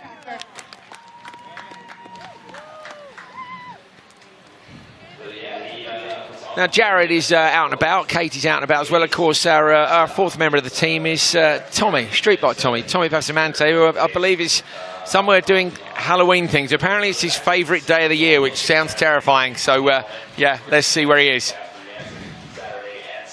And welcome to Nitro Rallycross. It's Halloween, baby. It's my favorite holiday because you get free candy. No better place to do it than Nitro Rallycross, because I feel like when I ask for trick or treat, they're not going to be very prepared with treats, so I might get some really rad tricks. Hopefully some car parts, hopefully a trick or two, because I mean, who knows, these hidden talents could get a little crazy. Come on, let's check it out. To the right, all right, good. Now stop, keep going, back up. You look like a big guy. You got any trick or treat? Like, do you have candy, or like, do you have like a trick you can do? You can do a cartwheel. You can do a cartwheel? Driving suit and all? Yeah? All right. You have to come with me to the back room. You got I've got snacks. Trick or treating? What do you like? So you what do you want? You're re-gifting the snack? Oh, yeah. you asked for trick or treat, right? Yeah, trick or treat. You got an iPhone in there? Nuts. Like, somebody put that in there. That's not like okay. Like, parents would not be okay with some hand bag nuts. He's getting tricked later. is an 8-shot bandana. This one's sick. All right. Something real special. What do you got? What do you got? I knew it. Trick or treat. Trick or treat. I knew we'd have something good. Yes! Yes! Jamaican rum. That's what I'm talking about. Come here. Come here. Halloween. Oh, what's up, Chucky? How's the race treating you? Oh, you know, it's a little windy. So far, the only person not giving me candy is George, and he gave me a really trashy cartwheel. So I'm gonna get him back. Yeah. Tarantulas rampant here. Nothing? Looks like the trick-or-treating is done, and it's time to prank some people. Woo!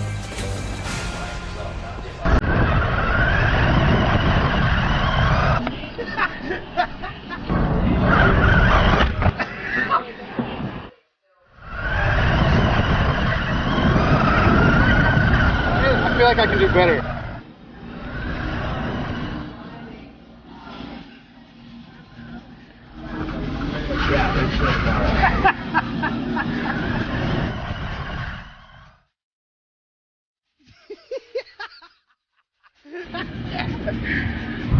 Oh, hello.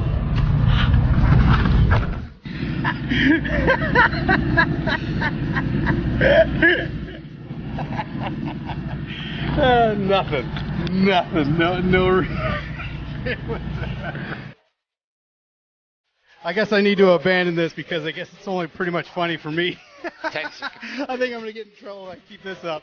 And it looks like I'm just going to go back to my tent and go drink that rum. So trick or treat. Happy Halloween, everybody.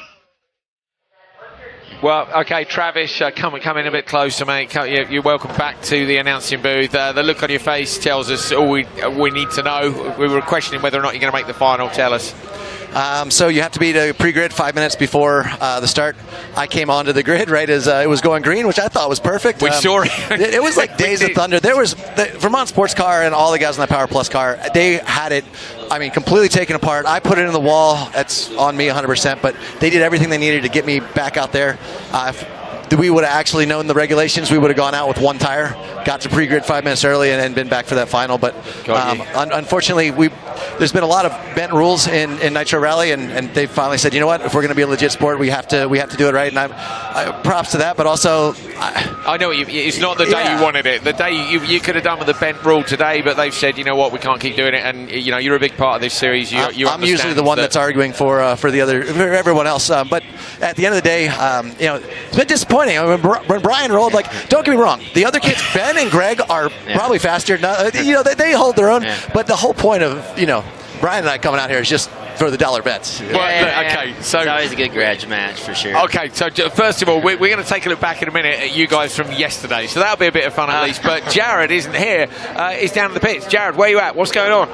All right, I'm down here in the pits, and I got Lance here from Vermont Sports Car. So Coley's just talking to Travis. Hopefully, you're kind of petitioning to get him in the mix. He was ready, but you guys are busy here. Connor's car too. What's going on with him? Connor's car ran on the last LCQ with only two-wheel drive. Yeah. So it had to come back in here. We had to check a few more things. Now we have it. We believe four-wheel drive again, only on 2 gears. So he doesn't have everything he should have, but he's going to make it into the final. And Connor and Travis, they're just progressing. You know, I know Travis tapped Scott Speed for that insight because he says their driving style is the same.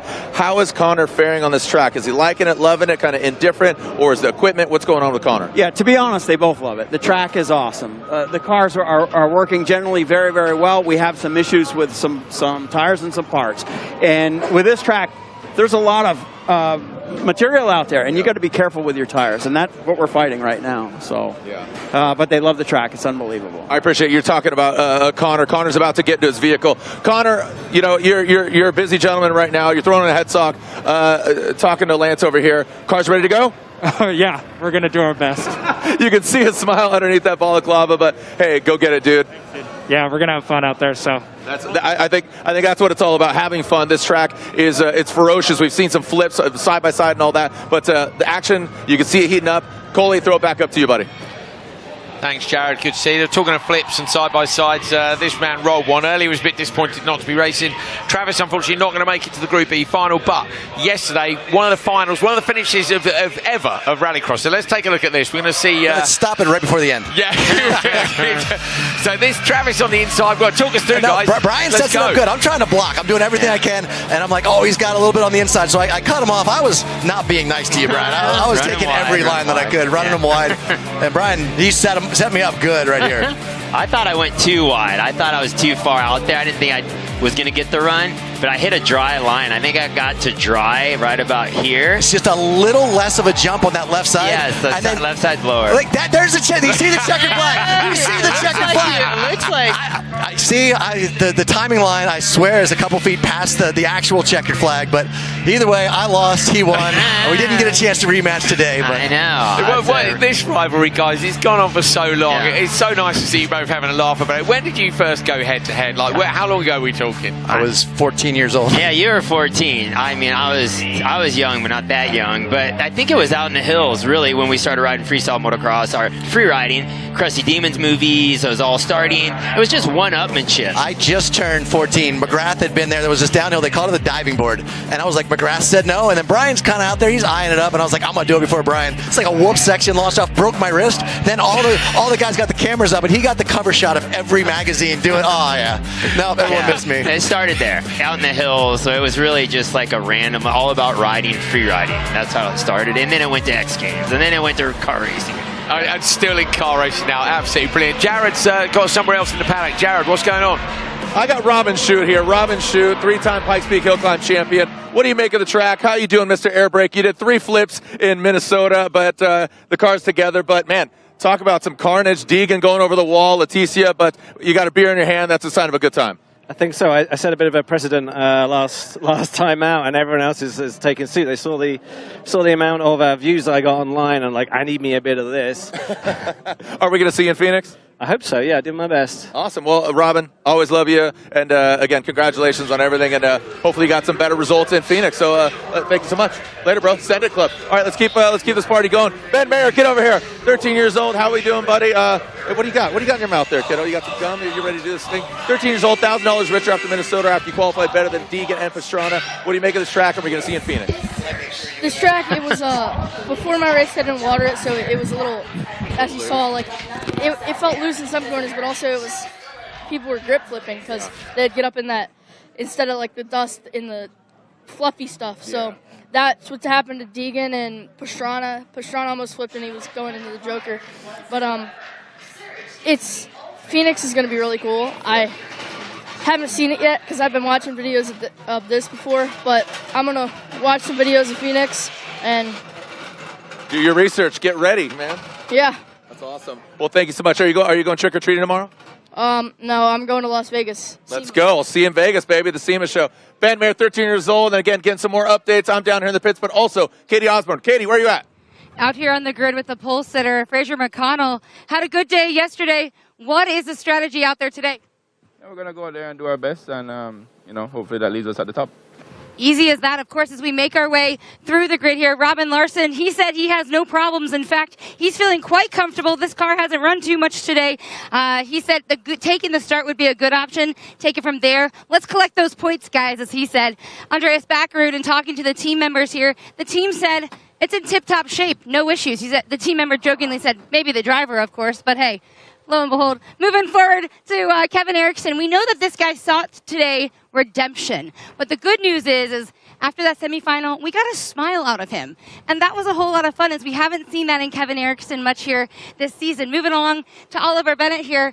He had a ton of cosmetic damage after that LCQ. They said it was all good. The car's in good shape. He's ready to race in his second final here in Nitro Rallycross. Over here, Ollie Erickson has been dealing with some drive shaft issues. And this is something where he is just hoping for a little luck. Guys? I can't hear Katie. All right, got Leticia Buffoni. Unfortunately, your vehicle has seen better days, but did you have fun out here? I had a lot of fun this weekend. It was a lot of rolls. A lot of rolls. We'll see you in Phoenix? I'll see you guys in Phoenix. Awesome. The smile says it all. Leah, you're not smiling right now. Smile for me. Come on. I'm smiling. Okay. You're having some ice cream here. Your dad was spotting for you. Ken, get over here. what happened? You ended up on your roof in that truck tire. What happened? I don't even know. I was just coming in the corner, and Leticia was there, and I hit her back wheel, and it just kind of sent me, so I locked up the brakes, and either I was going to hit it really hard or I was going to roll it, so I just rolled it. Yeah, I mean, unfortunately, are we going to see you in Phoenix? I hope so. All right, Ken, are we going to see Lee in Phoenix? Are we going to see you in Phoenix? No comment. No comment.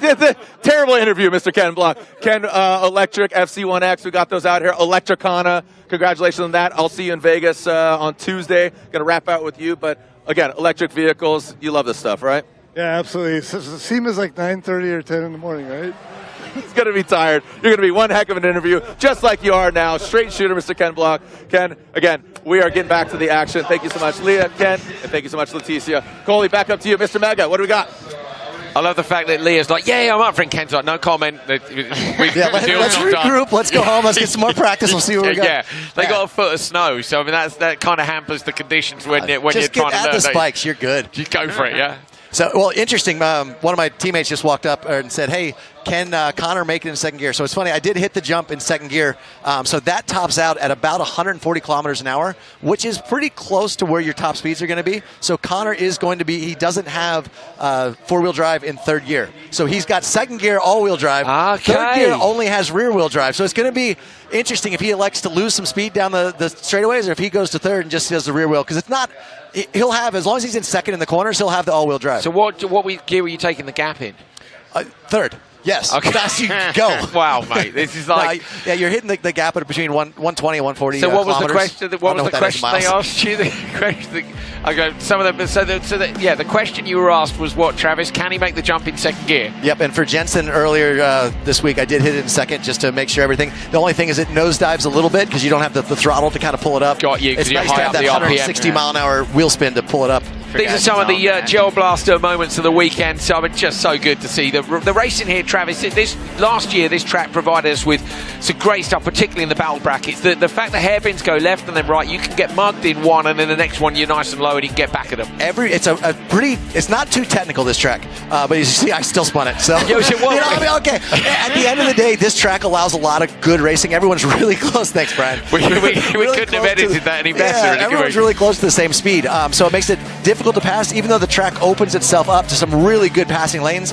You'll see the sun going down. If you're not in that first row, you're going to have a lot of dirt. We don't have the tear-offs like we do in the Can-Ams with our helmets, so there's going to be a lot of dirt, a lot of mud. They're making the track as good as they possibly can right now, but that's going to be a huge factor, especially the guys starting third, fourth row. So yeah, getting towards low sun. That was Travis pulling off earlier on in the day. That was me thinking that I did the requirements to make the final. Yeah. And you were going to take the car back and continue with the repairs. Is that correct? You were going to... Yeah, no, car's 100%. So my car's 100%. Oh, there we go, Ollie. Connor's car is not. And there's another rule. If he were to back out, I think I get that spot, so I don't know how that works. No, not sure. That was Ollie Bennett on a big sideways. So, okay, so get yourselves ready for this. Hold tight. We're coming up for the final of Group E.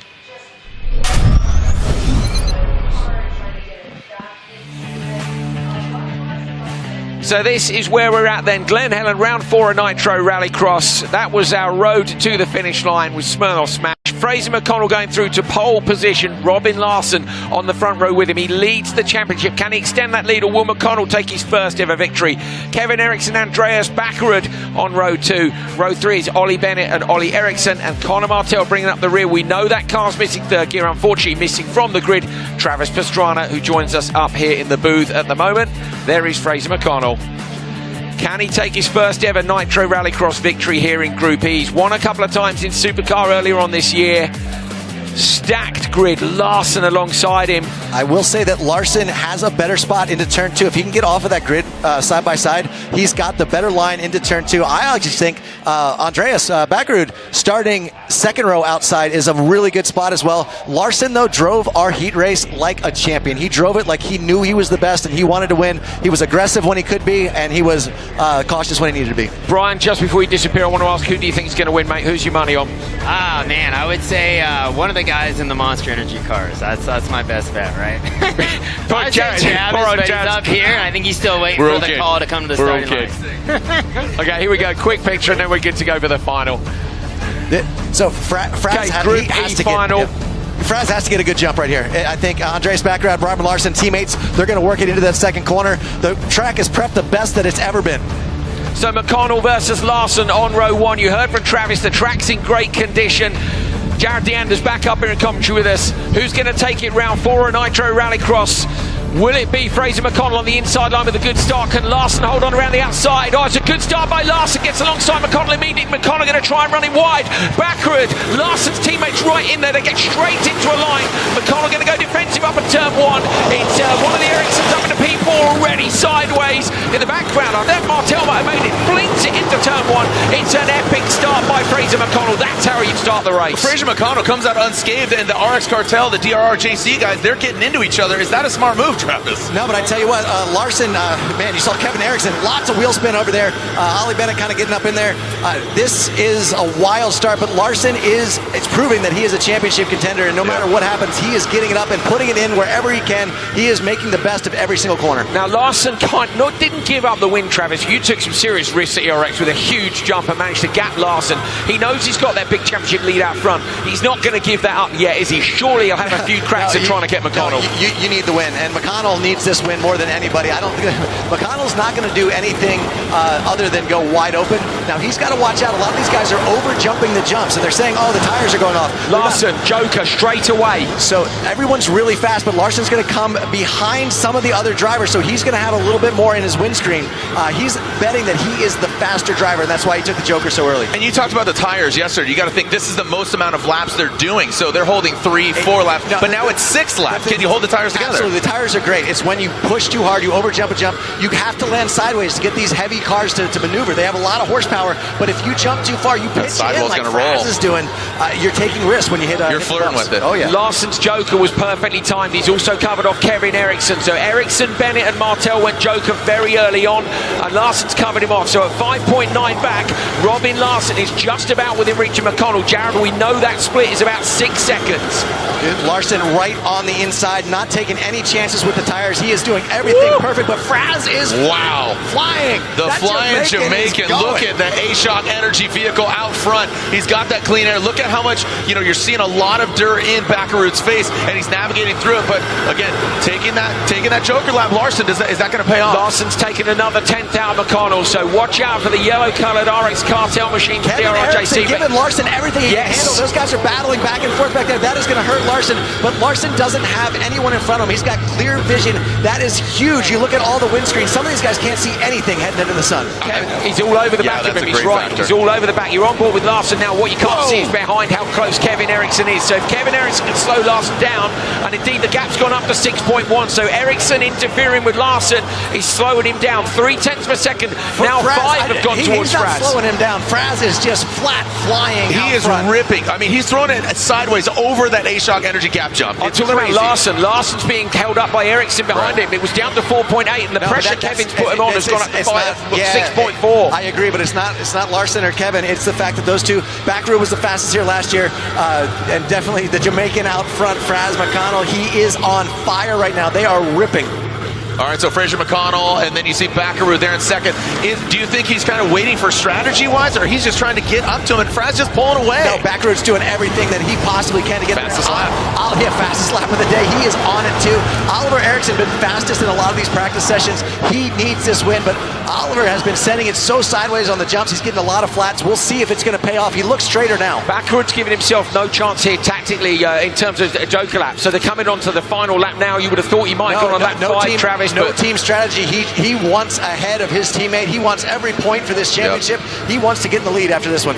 I mean, there's a lot of races still left. Here we are, round 4 of the championship. There's still plenty of rounds left. So you got to think, are you thinking championship? You're trying to win, and Fraser McConnell trying to make it a perfect event. He wins the TQ yesterday, his first ever, and now here he is leading the pack. 1 lap left to go, and the white flag is out. Fraser McConnell, can the A-Shock Jamaican pilot do it? Gonna have to go Joker. And the next 3, and they are all almost identical. Fraz looking really good, and actually, I mean, as tiny as Fraz gets, it's really slick coming into here. This is a big one. So watch for the merge. Watch for the merge. Wait for Larson to come over the gap jump. This is going to be for the win. Larson on the inside line. Fraser McConnell's there though. Larson can't quite close him down. Baccarat into his teammate. Larson guys get into each other. Fraser McConnell though with just a corner to go. The Jamaican flicks it into that left-hander now. Oh boy. It's been an absolute Absolutely brilliant performance by the Jamaican. The crowd will be on their feet for this. It's going to be a first ever Nitro Rallycross victory for Fraser McConnell. Last corner, I got brilliant on the last performance by him. Wow, look at this, every carnage in the background. Here he comes, Fraz with the P1. P2 goes Robin Larson. Backwards going to get P3. Oh, photo finish. Yeah, look at that. Yes. The emotions run deep for the 35. Fraser McConnell gets his first ever win. It's a perfect event, baby. He gets EQ, he gets the pole, and he gets the win from start to finish. Fraz puts it together for Jamaica. Yes, look how much it means. Dude, look at that. There was a 3-second gap from first to sixth. Yeah. These cars have so much power. This track is so fast, and everybody put it together for the final. Do you know what, Travis, other than you being 3/10 quicker than him on Saturday, this has been a dominant... 300s. Okay, 300s. This has been a dominant performance by Fraser McConnell, and he's now going to have the feeling that he can do this anyway. Look, he's leaning out the car. The Jamaican egg to kiss is on the back of that crash helmet. He's stoked, and he's coming down in front of the crowd now. When those three came in with the other three on that Joker merch, that was absolutely amazing. Everyone going wide open. This field is absolutely stacked. 4 races, 4 different winners, and Fraz looking good for the championship right now. Absolutely great point. Like you said, the variety from start to finish. From UK to Sweden to Minnesota, what's going to happen in Phoenix? But right now, it's all about that gentleman right there. Fraser McConnell gets the win. He's up top. Congratulations to him. His mom, his dad, Uncle Sal's in the building. Robin Larson gets second. Andreas back. I mean, Robin almost got the victory. Look at that. That is the posture. Holds up that Jamaican flag. 3.1 seconds, top 6 drivers. This is awesome. You know what? I'm really glad. You know, it's unfortunate that you're up here joining us, but your excitement and enthusiasm for your fellow competitors says it all. Yeah, well, I'd like to be out there with him. I know you would, dude. But I appreciate you having that attitude, and you're an absolute talent. But look, there's mom, there's Stephanie, dad. Stephanie and Peter are down there. Amazing. They're loving it. That whole family's, they're awesome. They've been putting their heart, their soul. He won Jamaica Athlete of the Year last year. Just to see them finally come full circle. They got a good sponsor this year. He's winning. Yep. You know, he won this race. That is awesome. Congrats, The rum's Fraz. going to flow. The rum is going to flow over the pits. We know that's going to go. We know that's going to go down over there. All right, Travis, time to start drinking, right? All right, so there it is. He throws out, again, maybe it was the luck of the bandanas. Travis, don't go anywhere. I want you to sign this for me. Travis, sign this for me. Sign this. This is for my buddy, Michael. There you go. You got to sign it. You got to sign a Leah block. All right, so just an exciting turn of events, man. Mate, unbelievable. That was, he's Fraz has had this. Take a look at the start. Off the start line here, Fraser McConnell on the inside line, fends off Robin Larson. Backwards right there. The cartel working together, trying to get something done, but McConnell's got a good enough start. Wow. Then the pressure starts. And when Larson went Joker, I thought, you know what, he might. It was 4.8. Larson then came under pressure from behind from Kevin Eriksson. Fraser McConnell got a couple of brilliant laps in, and he got it done, Jared. And that's it. He's taken the win. The pressure's off now. He's done it. Like we said, just how it clicked for him from yesterday to today. Even, I mean, just dominance. It's just dominant, and you know, and McGinnis too. Like, I mean, just his effort. I mean, just absolutely. It's relaxed dominance. You know what I mean? Yeah. When Fraz was up here earlier today, he had an air of a guy who was going to win later on today, and then he's gone and done it. I can't wait to see him because he's going to be so fired up. You know, Peter and Stephanie, his parents, like Travis said, they're such a lovely family. Yep. And this has been coming for a long time. He's taken wins in Supercar, but you know, maybe not against such a stacked field. 3 seconds. How close First it was. to 6th. There was so much going on in the almost got him. background. Robin almost got him. Yeah. And look at that. Larson and Baccaroo, they got into each other. Yeah, so they did. no team orders there. There's still plenty of rounds left. I mean, we're in Phoenix in just a few weeks. So again, Katie, let's throw it down to you with a very happy Jamaican. That's absolutely right, Jared. And what was so special was before that race, your eyes were so laser focused. What was the secret here to Glen Helen? You know, approach every weekend with the same mindset, you know, trust my instincts, trust the preparation, and go out there and execute as best as I can. It does help when you have really good support like I did this weekend. But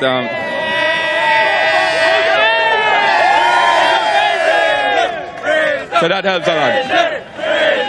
As it related to that race, you really pulled it together. Travis Estrada was in the booth saying, man, I wish I was down there celebrating. How special is a moment like this when you do have your fans, when it was a perfect weekend for you? Yeah, it's good to bounce back from the last event and, you know, put in some good laps. Trust the team. Big up DRR, JC, A-Shock, Powell, FC1. you know, it was a good weekend, and you know, hats off to the guys. They worked their ass off. So really happy to bring that home. Lastly, how did you not crack under the pressure knowing the target was on your back? I don't know. I just went out there and do what I know how to do best, and represented Jamaica with my heart on my sleeve, and hope this one makes them happy. Now the hardware time. It's time to invite Bucky Lasek on in here. Thank you so much for carrying the heavy load. Oh, it's a heavy one. Congratulations to Fraser McConnell on his first win here at Nitro Rallycross.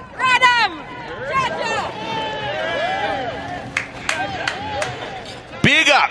Yeah, man. And Big up, Fraz. That's a lovely moment as well, because I remember when Fraz met Bucky. Bucky was announcing with me a few years ago when Fraser was in the junior category, you know, the equivalent of NRX Next. And Bucky was like, he's so cool, man, he's wicked. And Fraz was all like, oh man, Bucky Lasek. And now Bucky's down there giving him a trophy when he stepped up to the very highest level of the sport here. So yeah, brilliant. It's cool. It's very cool, and again, the party will continue all the way until Phoenix. And Travis brought up a great point. 4 rounds, 4 different winners. So I think that's fantastic. So again, Katie Osborne down there with our current points leader. Again, shaking things up a little bit, Fraser McConnell. But where's Robin stand as it goes now? Yeah, Robin, you actually made a big strategy move there. Did you think you had the win in the car? I know now I had. I was so sure I got a puncture in corner 1 on lap 5 or something, just when I needed to do that push. But yeah, I just get really defensive with Kevin behind me for a whole lap, and I just so disappointed. And I think hopefully no one watches the onboard after the finish line, because it was some Swedish words. So it was the grumpy. Yeah, it's just annoying that we could have the win, but yeah, we didn't take any risks, so it was good. But yeah, so disappointed. We could have the win, but one whole lap defensive takes a lot of time. So, but podium again, it's really good for the points. Absolutely good for the points. Another thing that's good for the points is with Andreas Backerud and the team in general. That last lap with him, how close was it from your guys' point of view, that taking each other out? It was side by side, so it was hard, but side by side is always cool. So I could feel him. It's a teammate for Robin Larson, but a second place for him. Oh, he's coming up here. Oh, I see. Okay, he's a tap on the back. What do you have to say, Andreas? He said it's always cool, so that's good. Politically correct. It was hard. I actually bent my gas pedal there. So, but I just want to say I'm pumped for DRR, because both me and big up Jamaica Fraser here binned our cars last time out. So hopefully 1, 2, and 3, good prize money. There you go, Dennis. That's Andreas Backerud and Robin Larson, and a 2-3 for Dreyer Reinbaum. You know, just with the development, the progression, that's what I was talking with Kevin Erickson and talking to, you know, Ken Block and talking to the progression of the vehicle, I think is what's really cool about it. You know, just as round 1, a little bit of first, you know, it's uncharted territory. So the patience of these drivers, and now they're getting contact, they're doing this, you know, just overall, I think it's really cool to see where we're at now and where we're going as far as the vehicles, the drivers, the variety, the tracks, the uniqueness. We're going to see snow. We're going to see bigger jumps. We're going to see bigger gaps. I mean, all of this culminating into the debut of the FC1X. I mean, it's a weapon. It is a weapon, yeah. It's a 1,000 horsepower weapon with instant torque and all the other things we always talk about. But when you look at their capabilities here, they make the jumps here look easy. There are some different things. It's a bit heavier, and in terms of track design and stuff, that, you know, we're waiting for NRX Next and side by side. And so, well, what track can they use? We kind of can't go too carnage. No. So we'd like to go more carnage with FC1. I'm sure we will. It is Nitro. I mean, it is Nitro. It is part of the Nitro family. Again, just last weekend in Brisbane, Australia, you saw the progression of, you know, from motorcycles to scooters to all of those things. Progression, it can happen 2 wheels, 4 wheels, 6 wheels, 8 wheels. If it's got Nitro on it, you know it's something special, and that's what this is. Nitro Rallycross, baby. And it came down. Larson had the attack, but no, he got fended off. And look at this, boink. The RX Cartel boys got into a little mosh pit there, but Fraser McConnell, that car, again, he barely broke a sweat. The car is clean. It's never looked this good, and it's on the top of the box. The car always looks good. As good as it looks, it always looks better on top of the podium. It does, and I think it's more about the fact, isn't it, Jared? Like we said already a couple of times, it's Fraz he's always looked good, but he's now looking amazing. So, yeah. Absolutely fantastic drive. Look at the big long jump there at just prior to the checker flag. Travis was going nuts because there was so much carnage in the background as well. But this guy went the most nuts, and that look at the emotion on his face. He's just so fully pumped on it all. Handbrake turning to come back to look here again, Jared. Look, just the emotion. It's all out, and the pressure. You know, we said earlier today, Robin has won before, so there's pressure on Fraz to take his first win. Now he's taken his first win. That could open the floodgates. I can do this. I can beat the best in the world. Yeah, no, he's competitive. You know, he's in the running. He's got a dog in the fight. You know, as they say. So he's you know, big up is a saying. It says it on their shirt.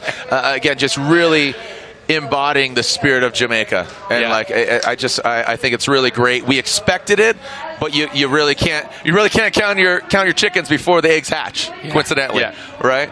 So again, thank you for everybody for joining us here. But you know, let's take a look at the awards, and here we have the My Energy Best Pass. Which one do you think it was? The My Energy Best Pass? What do you think? I have no. If it's for the whole weekend, okay, Ollie Bennett and Backaroo, that was pretty slick.